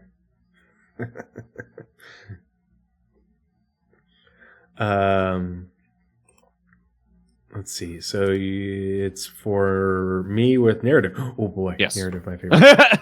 One of my favorites. We'll start on the PU side. So real quick, Aether Drift says it's going to be amazing. In the lore, are outer planets heavily populated? I assume you're talking about Sol, because we were just talking about that. That's the thing, is we don't know much about if any of the outer planets are populated, but they have there has been talk about settlements like on the moons of the Jovian moons, and I forget where else. And then there's a lot of Lagrange point stations. Now remember that for each planetary body, you have 5 Lagrange points. And we have 8 planets in Sol. So you've got a lot of Lagrange points in which you have neutral gravity. Or not gravity, but neutral gravitational forces, and that things will orbit. So you have a lot of places where you can put stations and big structures in space. I would love to see a colony on Pluto. Yeah. I'd have to go back and read that comm link. And like the star map is kind of borked right now, so that doesn't help much. But I know that there's quite a bit going on in Sol. I just don't remember off the top of my head because I haven't looked at it a lot. But for me, it's they terraformed Mars. What does that look like? What is, there's a landing zone, a major city, Port Renatus on Mars, and there could probably be another one depending on what they decide to do with it. But and it's a big deal. Like there's famous universities on Mars. It's a very prominent location, and also Invictus. Yeah. Narrative. Okay. So yes. Narrative for you. Over the course of May, the narrative team continued working on several of the mission initiatives started in previous months, including data heist, package extraction, and consignment retrieval. They also worked with the various design teams to brainstorm new mission ideas. Narrative also kicked off further discussions on Pyro, specifically going over the areas of influence of the system's various factions, as well as defining which groups are allies and rivals. This is the second month they've talked about this. And so I'm really looking forward to seeing how this works out on the star map and where these factions are sort of based out of and what their territories look like and who's fighting who and who's, shaking hands before backstabbing who. During a recent motion capture session, the team recorded the first air traffic control assistant for cargo, and will be looking to review and refine the wider experience in future months. The team also began polishing and implementing a new tourist behavior that will debut in an upcoming patch. So if you are bringing cargo to a station in your Hull C, and you're going to have to dock and unload your cargo, you won't be landing in a hangar, that sort of thing. A separate air traffic and a separate port. The air traffic control service is going to have a separate air traffic control assistant that will navigate you to where you need to go in order to load or unload your cargo as part of that gameplay loop. So this is the narrative team working on their portion of that gameplay loop. And implementing a new tourist behavior that will debut in an upcoming patch. Narrative also dedicated several of their weekly jams to exploring some of the verse's alien cultures and answering questions for some upcoming Xeno language development. Ooh, looking forward to seeing that. Alien Week next week. Starts next week. Mm-hmm. Yeah. Starts on Friday. Mm-hmm. Well, I don't know if you guys can hear it. Taps is playing in the background here on bass. Finally, on the dispatch front, the team released a portfolio outlining the history of Invictus Launch Week, a Whitley's Guide to the Prospector mining ship, and wrapped up the month with another batch of Galactopedia entries. I just did Lore Equals gameplay last Monday. I think it was Lore Equals gameplay 12. It's up on my YouTube, where we went over the May Galactopedia updates. The two systems that they went over were Osiris and Kellogg, which are both developing systems. Kellogg is where Quarterdeck is, which is a basically Klesher but Supermax, whereas Klesher is like County Jail.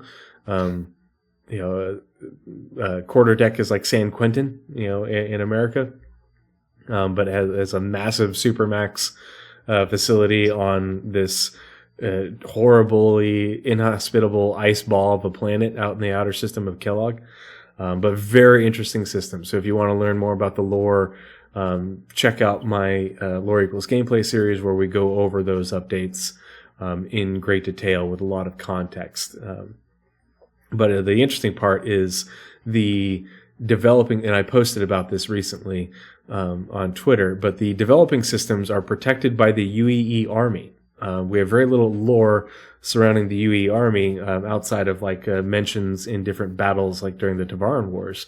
But most recently, we have mentions that the UE Army mans the stations that protect Fair Chance Act systems and the planets with developing species and civilizations on them. But that the UE Army also has their own patrol ships for patrolling these systems. So looking forward to hearing more on that and getting some more lore to flesh out the UE Army, because they have very little compared to the UE Marines and the UE Navy. Is the Tourista a variant of the Ballista? Let's see. And now for Narrative Squadron 42. In May, Narrative held a performance capture shoot focusing on additional combat and social wildlines. Yes, fill it all up. Make it sound cool. The goal was to capture a wide variety of voices to populate the universe while also maximizing the effectiveness of the content so that it remains within a reasonable scope.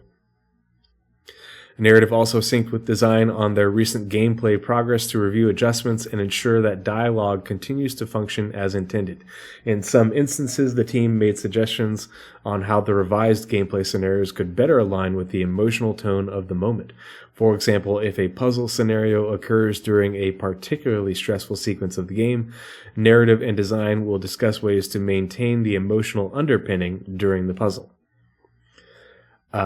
Meanwhile, progress continued on the text items needed across the entirety of the game, including collectibles, Galactopedia entries, and Mobiglass UI elements.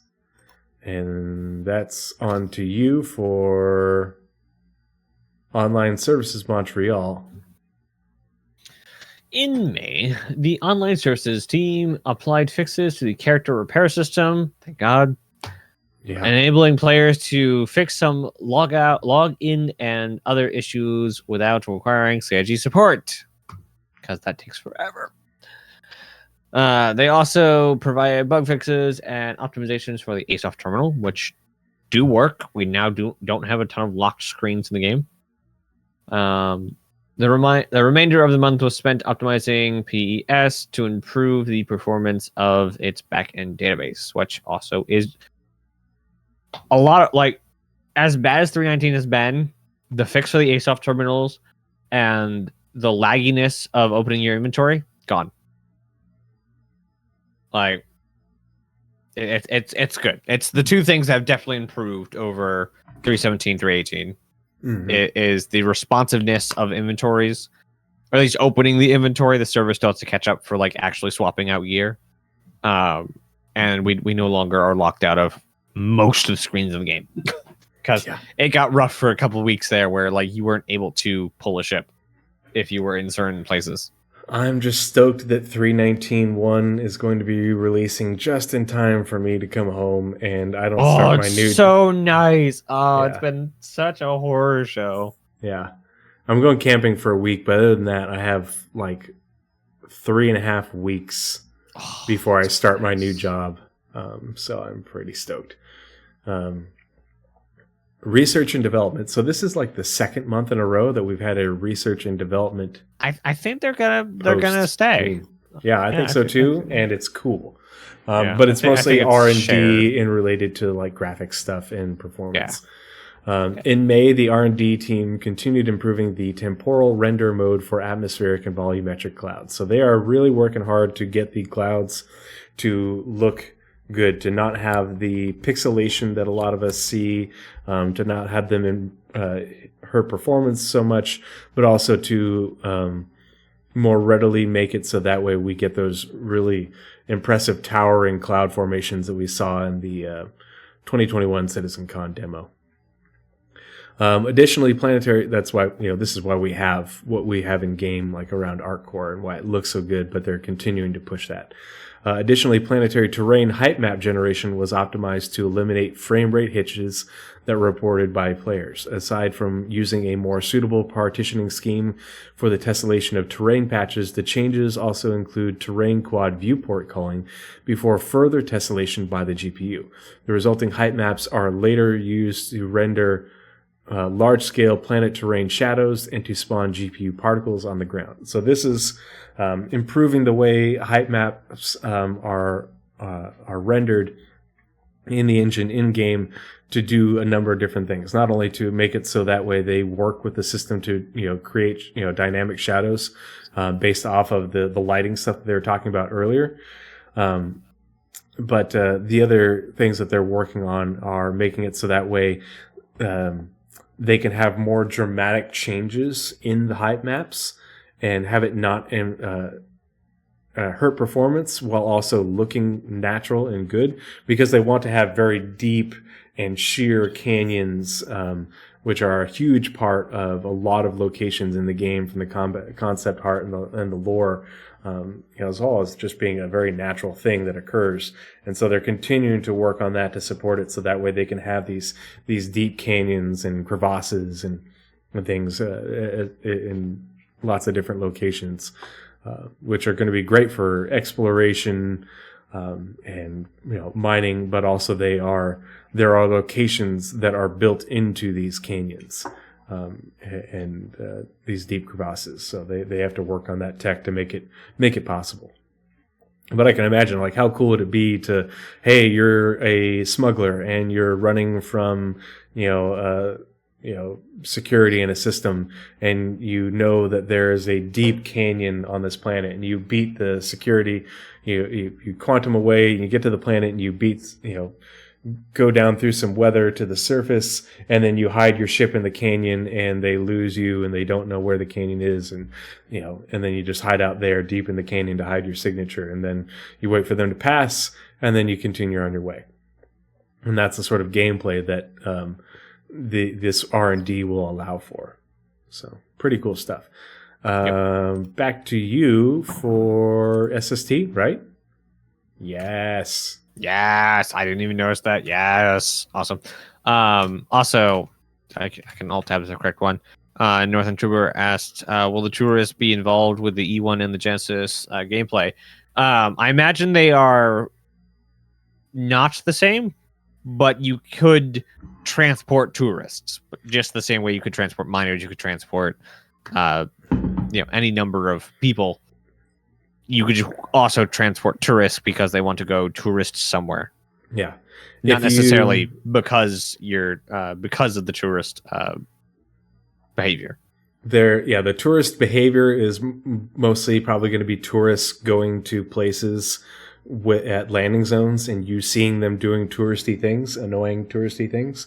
But tourist behaviors will also be like if you have a Genesis, if you have an E1 or certain ships where tourists will want to go visit things in order to see a certain event or astronomical thing.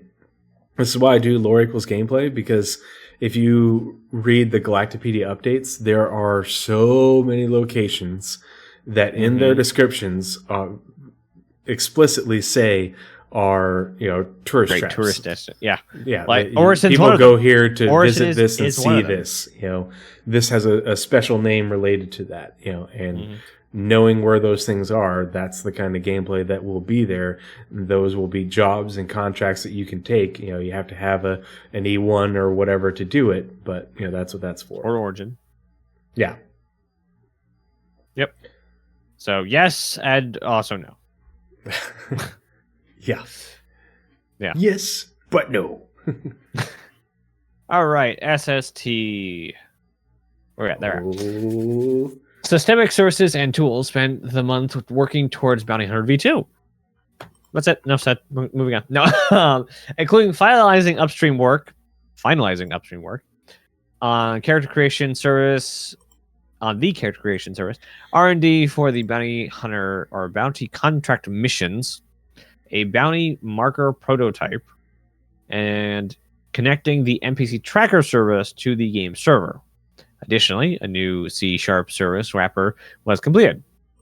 C# is also what they're coding Quanta in. I don't know if it has any relation. Reading on.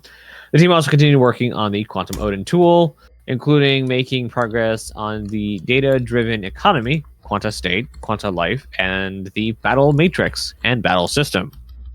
Finally, SST continues to support the recent live release, including several bug fixes and ship price modifications. Holy crap, that's a paragraph.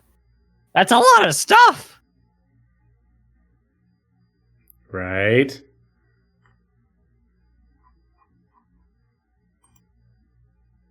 Like, most of it's like, yeah, we worked on the stuff, but like, finalizing Bounty Hunter V2, like, it's either 20 or 4.0. Mm-hmm. This is why I'm excited about this. All the quantum stuff. So for context, and I tweeted about this. This is the third month in a row that Systemic Services and Tools has been in the monthly report, and the third month in a row that they have talked, fairly extensively about work on Quantum and Odin. Prior to March, Systemic Services and Tools had not been in the monthly reports since February, and before that, they hadn't been in the monthly reports for several months. That they have been nose to the grindstone on Quanta for well over a year now, and now they're finally reporting in on some of that work, which is just friggin' awesome. I imagine I don't know how they're going to showcase all the work they've done this year at CitizenCon. I don't know. Yeah. Because we have underground facilities, bounty hunting, Quanta, the new outpost, Pyro, Ruin Station, all these different behaviors. They have to show something for Squadron. Like, there's just so much to show. I can't imagine what they're choosing to leave out of the demo. And yes, CIG, you should be doing a demo. Yeah. They are connecting the NPC tracker service to the game server. Yeah, that's a big, 5 words. What's that? Yeah. If you want to learn more about the NPC tracker service, check out that bit that, the Spectrum Pulse that we did on Bounty Hunter V2, but also go watch the more recent Quantum update from May 2021. That's when all that was talked about with Tony Z. But everything that they're talking about in this is them, wrapping up a lot of the things related to Bounty Hunter V2 from Quantum, but then talking about the The team also continued working on the quantum Odin tool, including making progress on the data-driven economy, quanta state, and quanta life, which is the quanta are tracked, and so the quantum simulation has to know where these quanta are and what they're doing in order to input that data into the calculation. So if you think about quanta are your colonists in RimWorld. That's what they are. And so you need to know if they are moving from one place of work to another, if they are if they're at one place of work, what function they're performing, and for how long. You need to know how efficient they are performing that work. If they're transitioning from one point to another, on a ship, how much, what are they doing on that ship in terms of like how much are they carrying. These are the finer details of the quantum simulation that if you don't rewatch it like 4 or 5 times and pause a lot of things and zoom in to look at the little bits of information instead of just staring at the screen like, wow, that's cool, I don't know what it means, you're going to miss a lot of this information. But there's so much more than what is just from glossing over it and watching it. So we are really close with the quantum simulation in terms of the economy and everything needed for Bounty Hunter V2. But then the battle matrix and the battle system, that was never mentioned, but I think that is in reference to if from the first quantum simulation where you have pirates and they are doing their quantum interdiction and they interdict somebody on a route, and then a battle happens, and then so a beacon will go out for that battle from the like a hauler or whatever, saying the beacons have been lit, Gondor the ship calls for aid. And depending on how long it takes you to get there and how long the battle has been going on, it will you will have it will inform what the battle looks like when you get there, what state it's in. Are they still the caterpillar is still getting chased by the Gladius and they're shooting them, or has the caterpillar been soft deathed and now they're trying to board them and you're interrupting a boarding action, or the pirates already left and now there's a derelict there and you have to go on and rescue people who are stuck on the derelict. That is, I think that's what the battle matrix and battle system are, in order to, say, okay, we have these 4 phases of the operation, and depending on where, how long it takes you to get to there, it will, spawn this phase using this elements. And you think we'll see a new pay scale? Yeah. So because of the quantum system that needs to be done for Bounty Hunter V2 and the work that is going into cargo, I think most of the game is going to get a pay scale balance when we get all this quantum work. Because cargo hauling is going to vastly change, because it has to for the whole sea. There is no runs right now in the game that you can do with the whole sea. None. 0. So it already has to change. And you cannot do the amount of cargo we're doing in game, the prices we're doing in game with the whole sea, or one, you just have a player win with 1 load of cargo. They just have all the money, they can buy any ship. But also you have cargo missions and things. But then box missions is what quantum is woefully is order to generate contracts. Yeah. And I'm going to say this again. I've said it a million times. People don't want to just plug their ears and be like, la, la, la. No, I want to do the trading that I have now. No, that's not what quantum is for. Quantum will generate dynamic pricing, but in terms of moving goods, you're going to be doing it under contract, and that's how quantum balances all this stuff. But for like bounty hunting, the payout is going to be dynamic based off of the factors that how the wanted or threat level of the bounty, and how many people are doing bounty hunting missions. If nobody's doing them, they're going to increase the payout based off of how much of a threat the person is. But also, if no one takes the mission, they'll just keep on increasing the payout until somebody takes it. It's self-balancing. Yeah. It is. That is literally what Tony Z has said is, one of the primary goals and functions of quantum is to, automatically self-balance, because they want it also to be able to, hey, we are introducing a new system and we're going to plug it in right here with these jump points, and then we're going to let the simulation run and it'll self-balance and they won't have to do a goddamn thing, because this system already has all its production nodes and shops and stuff, and I things hope will there's just a slosh though. yeah. I hope that like people who are there day one can take advantage of that slosh effect of the. I don't think they'll do that. I think they'll let it run prior to us being open to it, so that way it acts as if it was always there. I don't. But think it'd be really cool. Like they want people to go to the new place, using the slosh effect to draw players in, like because everything needs to be done now. Everything's super expensive.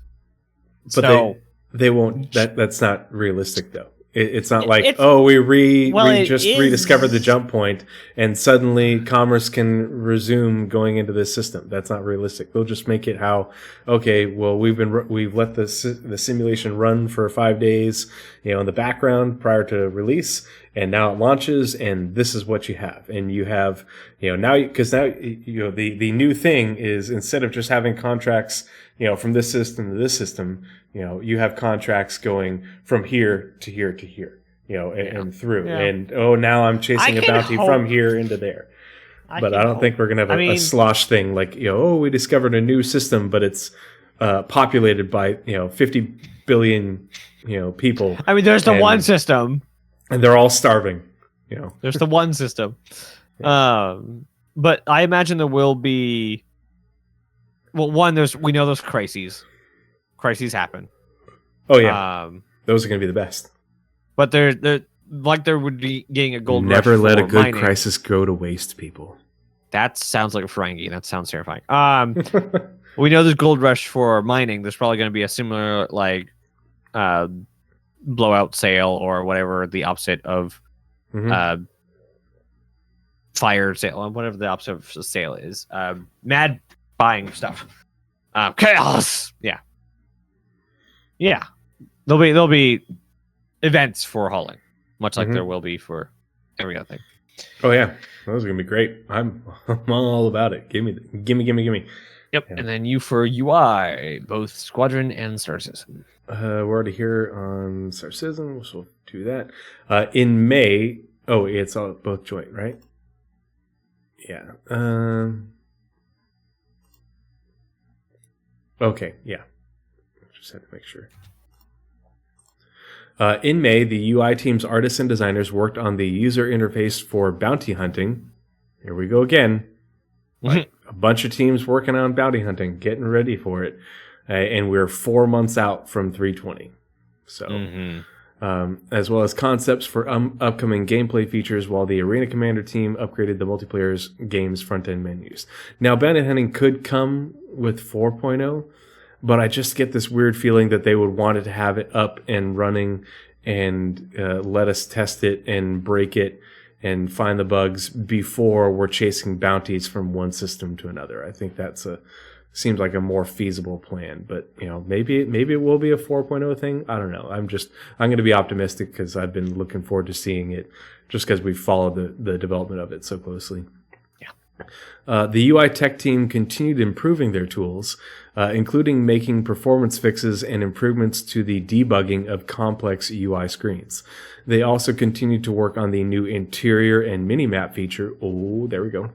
This is initially side. Yeah. This is initially for Squadron 42, but will eventually be added to the PU, making navigating caves and landing zones a much smoother experience. So Paul, when he was doing his read-through, he's like, I hope they don't make it so you can just easily navigate your way through caves. And I think he might have been forgetting that you have to scan. Environment. Yeah, like it scans the environment. It will show you a 3D representation of the cave. Yeah, but it'll only show you the representation of the range of your scanning. Yes. So you won't be able to see the whole cave. You'll be able to see 30 meters in each direction. Suit scanners. Yeah. That sounds cool. I like a much wider scanning way but only through hard rock. Yeah. Oh, and deployables to make your little breadcrumb. Part of the ship. You know, Part of the crew. Part of the ship. Part of the part of the crew, part of the ship. Lyrium, thank you so much for the follow. We really appreciate you. Thanks for joining us this evening. But yeah, obviously you should have access to the whole map for a landing zone. But unexplored areas, yeah, you do a scan and you're like, okay, I can see this much, and maybe it continuously scans, and you've got like, okay, this is the part that you can see real time right now, and here's the fog of war. Fog of war, yeah. So this is storing this part of the map that you've seen before, but it's not updating with things that are being pinged, scanned right now. That's a funny emoji. But you also got a bunch on the squadron side. Yep. Let's see, UI for Squadron 42. The UI art and design teams continued their work on modular fluff screens, getting them set up in different UI styles for various locations. They're now ready to be handed over to the art and FPS teams so they can be added to levels.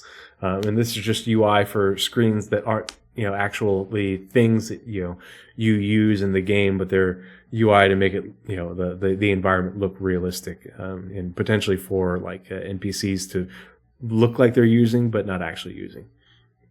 They also implemented new FPS weapon screens for the different brands within the game. FPS weapon screens. So I'm assuming they're talking about like the screens for like your ammo counter and stuff. I think so. And worked alongside the FPS and vehicle teams on augmented reality markers. Yes. Which are floating UI elements that show players where their objectives and targets are. Yeah, we've been waiting for the update, the AR rework for ages. Last month, the art was signed off and the files were prepared for use in game. Nothing done. Mm-hmm.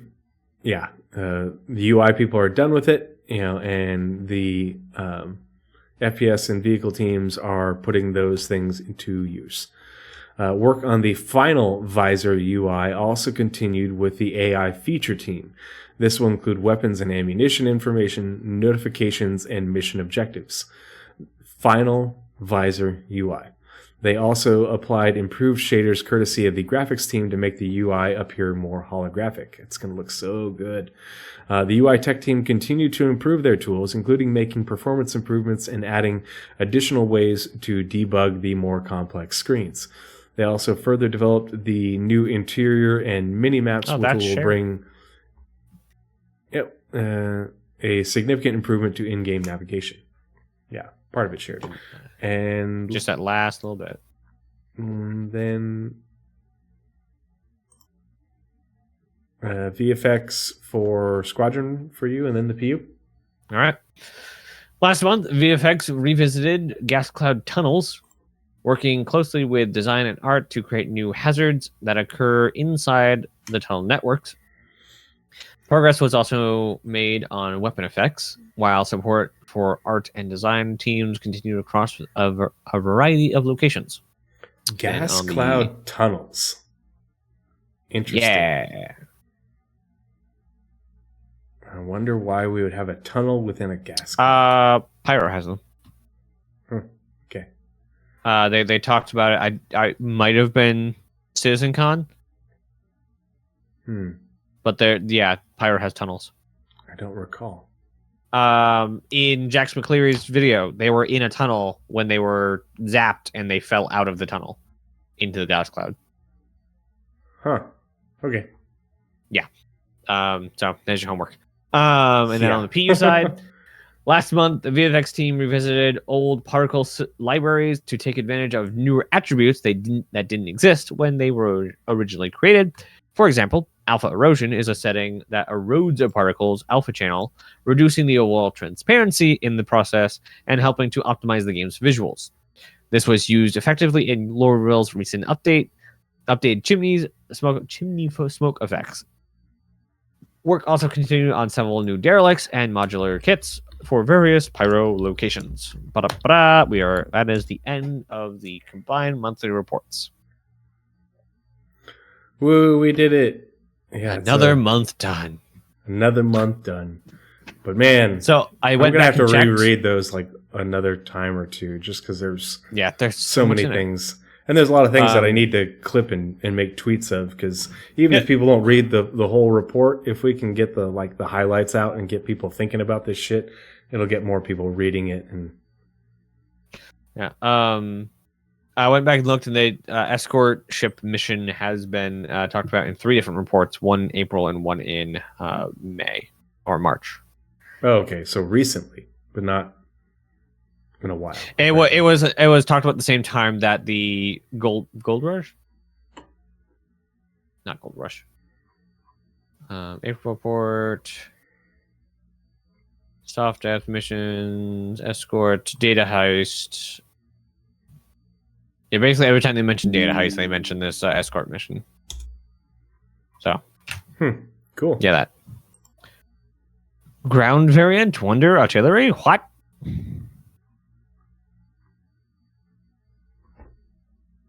What are you talking about? Ground variant. We didn't say ground variant. Unless you're reading something else. Somebody said a ground. I thought there was a ground vehicle variant. Yeah, back up in ship part. Mm-hmm. LD phase. Yeah, gray box for a new vehicle. Approach. No. Enter exit. Gray box. Montreal is working. So per John Crew, and he may have just misspoken, but per John Crew, Montreal is working on 2 variants of an existing vehicle. Sorry, he said existing ship. Oh, not vehicle then. Yeah, I know what the ground vehicle is via a little bird. I'm not going to tell anyone because I can't betray their trust. But can you tell me what it's not? Is it not the crane? Yeah. But I'm pretty sure what Montreal is working on is an existing ship, not a ground not a ground vehicle. Just because this person told me that the ground vehicle variant is the only ground vehicle that he's aware of that's in development besides the Storm and the announced things like X1 and shit. So who knows what that existing vehicle variant is? They said that they don't know if it's a ship or not, but I'm going off what John Crew said, and I don't think John Crew would say ship if he didn't mean ship, but it could happen. So yeah. So Shaggy Hobo says they mentioned server meshing exactly once in this monthly report. Yeah. Yep. And that's because there's nothing to report. They're working on it. Yeah, the monthly reports don't. They talk about things that are basically getting done or nearing done. Things that like have achieved a milestone of note. And so if they're hard at work on server meshing, we won't hear about it until they have completed something important or relevant to it. Yeah, kind of like if you want like Quantum, just did work, that's the progress tracker. Until something is of note, it's normally not talked about. Yeah, well, and with Quantum, they've been nose to the grindstone on Quantum for a year, and that's why the Systemic Services and Tools team wasn't in the monthly report for a year until things started to get wrap up, and now all of a sudden we've got a bunch of entries with a bunch of stuff going on. So yeah, because like if we look at the roadmap, specifically the scheduled work timeline from Shiny Hobo on the Shiny Tracker, I'm gonna forget this time. Like a lot of stuff is finishing up on here. So if it was finishing up, they would have said it's finishing up, but they didn't talk about it because that's going to extend when we get all the stuff. And, until they start shouting server meshing on the rooftops, they're just head down working on it. Yep. Because they will shout it from the rooftop. Yeah, we'll get more updates probably over the summer to going into the latter half of the year, but I think we're definitely overdue for it. But the other thing is they have been working on various aspects of server meshing for years, and it rarely gets a mention in the monthly reports.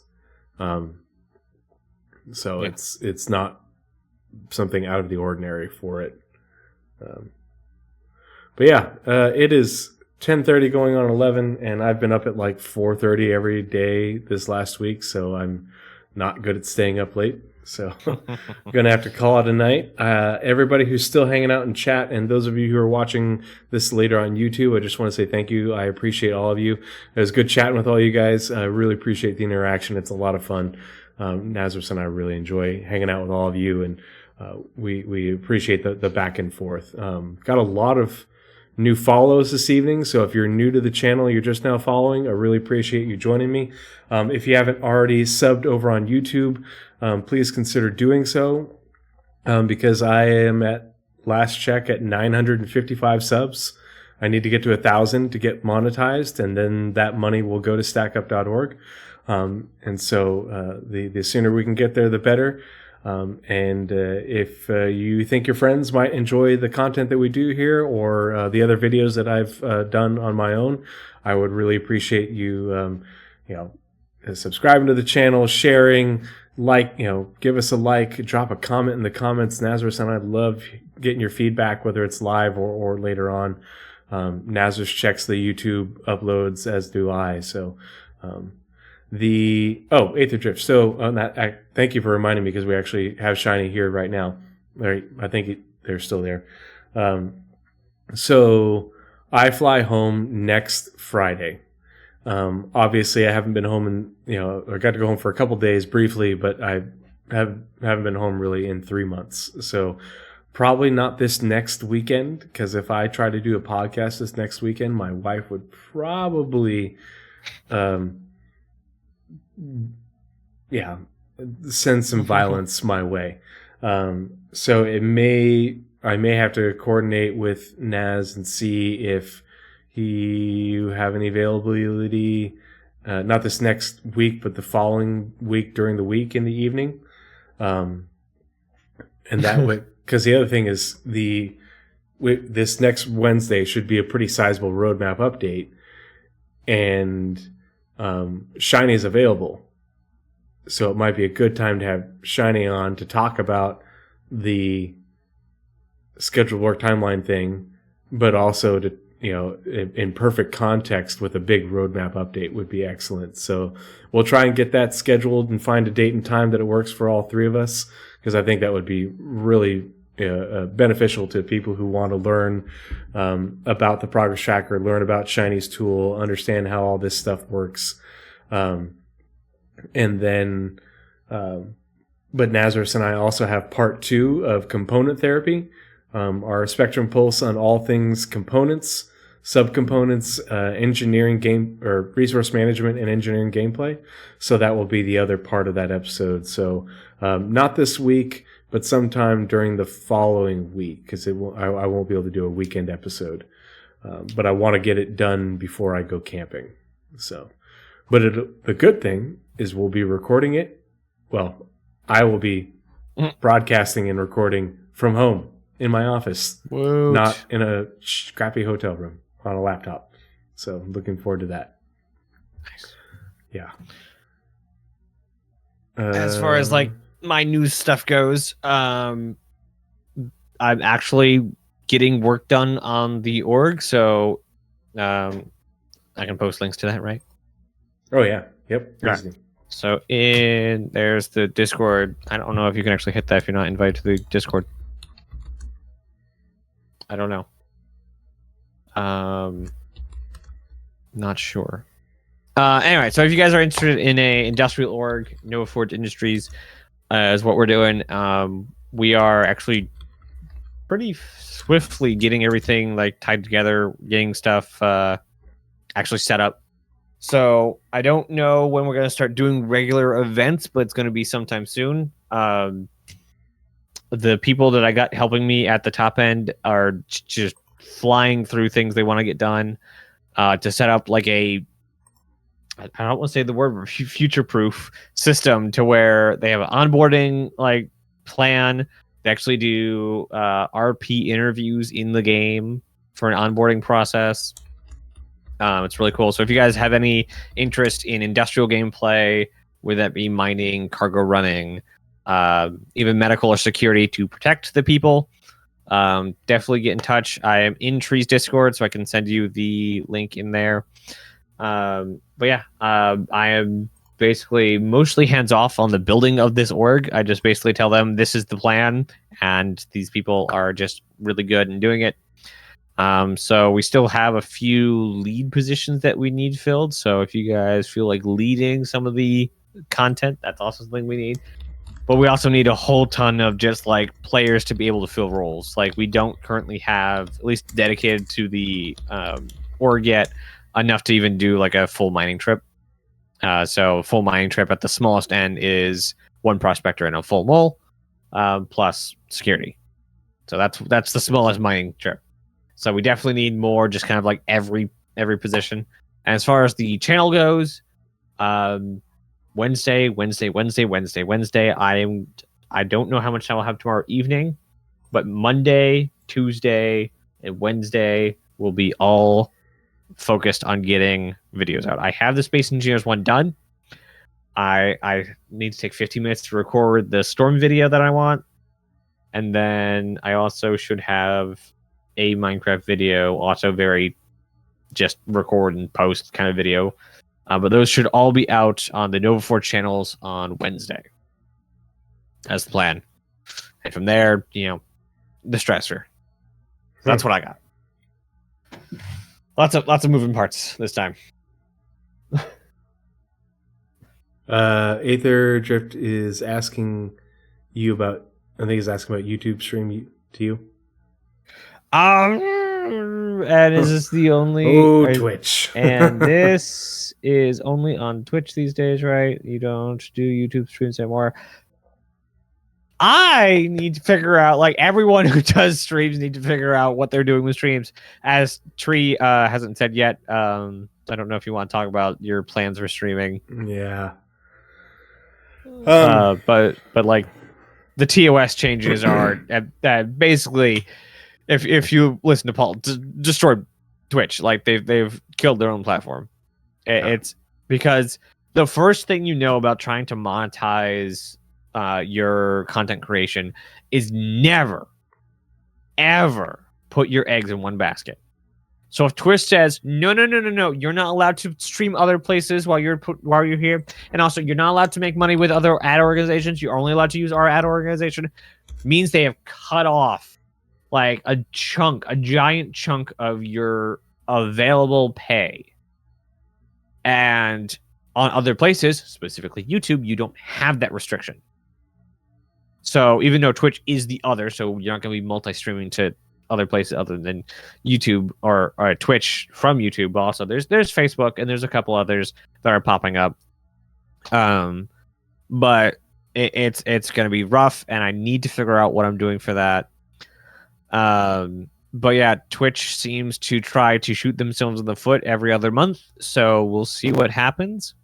Yeah, I'm gonna give it like a month for the dust to settle and for things to make sense and have people who know more than me translate it all for me, because obviously I'm a small streamer and I don't have a lot of experience, and so it's all it's very confusing to me, and so I'm gonna wait for the dust to settle. But the way it's looking right now, and the way the people that I talk to and ask questions, and I don't know if they'll if your banners and things for Stack Up are considered ads, because they're charity. So I don't know if you get to fly under the radar specifically because of that. But again, you won't be able to multi-stream, and that's kind of a big deal. Like. Kind of a big deal. So I have to figure it out. Like when the idea of what I have for my channels comes to fruition, sponsorships is part of that. So I need the leeway to be able to actually use them, not in shady ways. I will not do shady brand deals. Like that's not a thing. So I will not be like. One of the okay things in the TOS now is product placement in the background.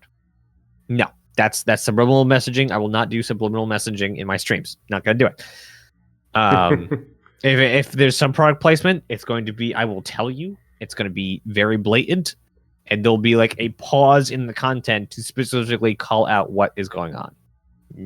So it depends on how the dust settles. I will definitely send Tree or post in Tree Discord one of the basically lead how to Twitch people being E plus Fox videos. He did a quick one, and this is the first time he's ever said don't stream on Twitch or move from Twitch.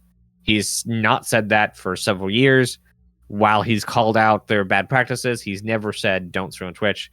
And he basically made an entire video to say, think about moving from Twitch. So I imagine he'll be posting a follow-up to that sometime when the rewording of the TOS comes out. So that is the plan. So long story long, I don't know. It looks like I might have to switch back to YouTube at this point, which means I will probably have to generate yet another channel specifically for streams. It's going to be annoying because then all of my streams are on one channel, but all of my videos are on 3 different channels, which then makes 5 channels. So it'll be interesting. I'll have to see. I don't know. I don't think it's Bezos. I think Amazon's like saying, hey, you better make money or we're going to kill you. And then the lead person at Twitch is like, hey, this is how we can make money. Not by being a better platform, but by, lashing the whip on our, money makers. So, yeah, long rant. This is the kind of stuff I should make videos about on my extras channel. But yeah, that is what I got.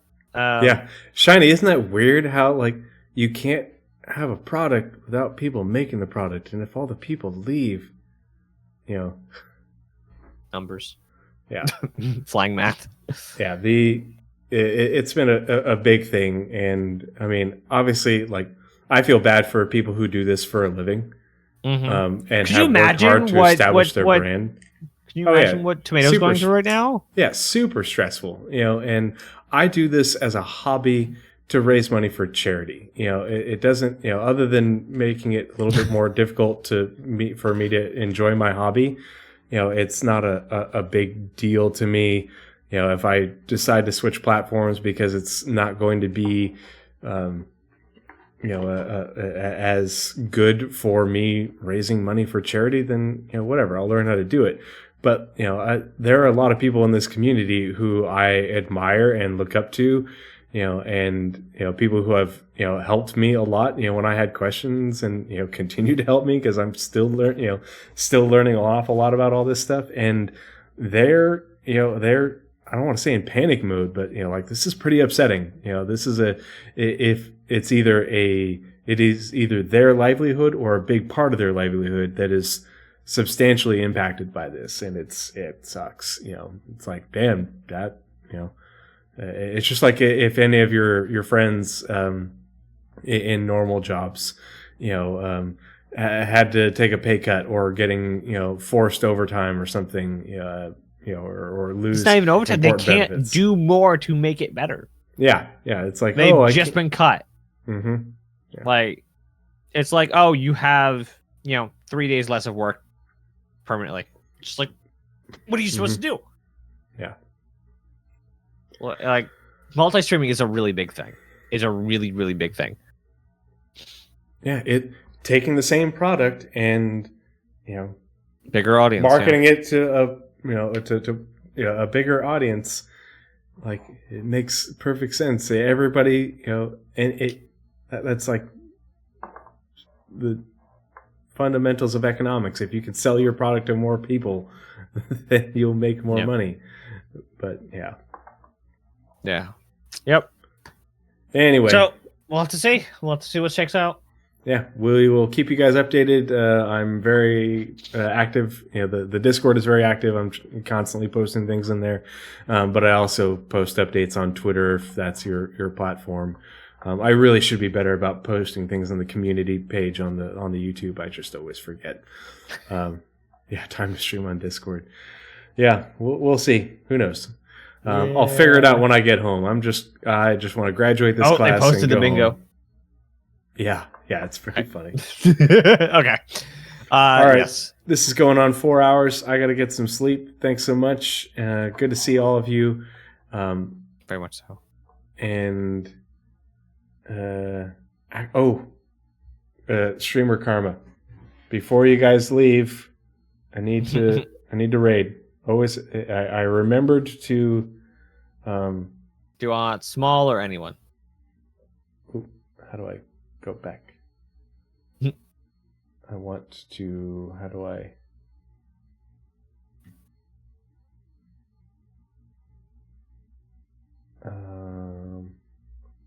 And it's creator mode, stream manager. There we go. All right, I need a suggestion to. Oh, Galactica. Yep, we're definitely gonna raid. That's what I was gonna say. Do you want smaller or not? Yep. Because she's not small. She's 115 right now. But she's also a friend we've met. So. Oh, nice. Yeah. She also runs the Star Citizen Twitter. Mm-hmm. She runs Which all is- the social medias for. Oh, all of. I thought it was just the official Twitter. Nice. Okay. No, No. whole shebang. Dang. She. Wow. That's All a right. lot of work. That's Everybody- a lot of work. Go send Galactica your love, and we will see you guys next time. And stay tuned for updates. Thank you so much. Love all your faces. Good night. Bye. And as always, be kind.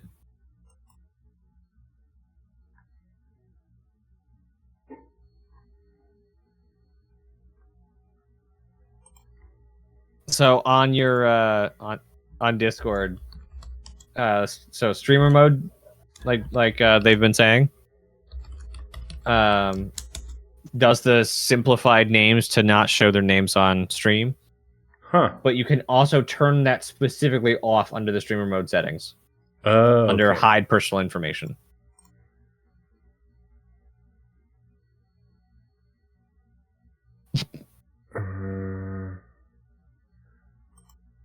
Okay, so whoops. Settings. There's a streamer mode in here somewhere. Do you know where in the settings streamer mode is?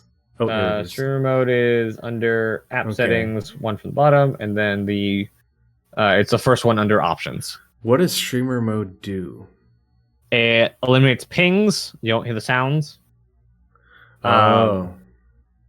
Mostly don't hear the sounds. Like all the options are there, but I always have streamer mode on because I am part of so many stupid discords that I would just hear ping, ping, ping, ping, ping, ping. So I just always have it on.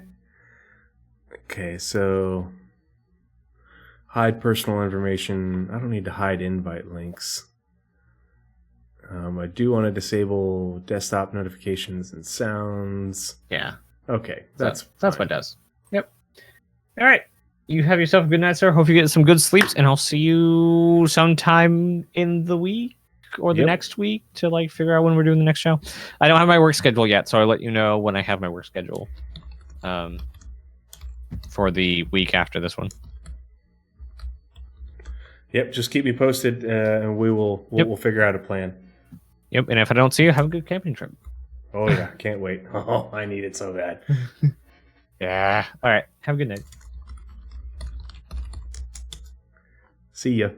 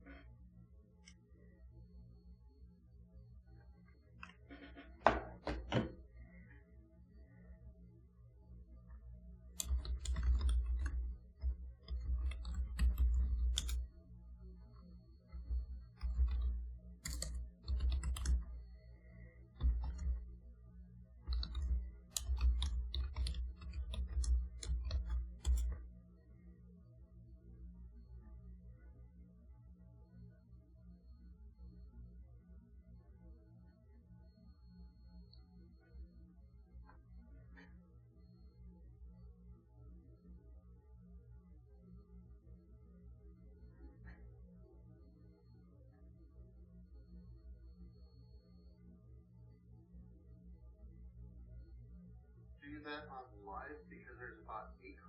It's the same. She's on Verizon, the network she can count on. And now she's got my plan. Game-changing new plan that lets her pick exactly what she wants and save on every bird. Shady's getting her plan ready for a big trip. Crown Pass on. Nice iPhone 14 Pro.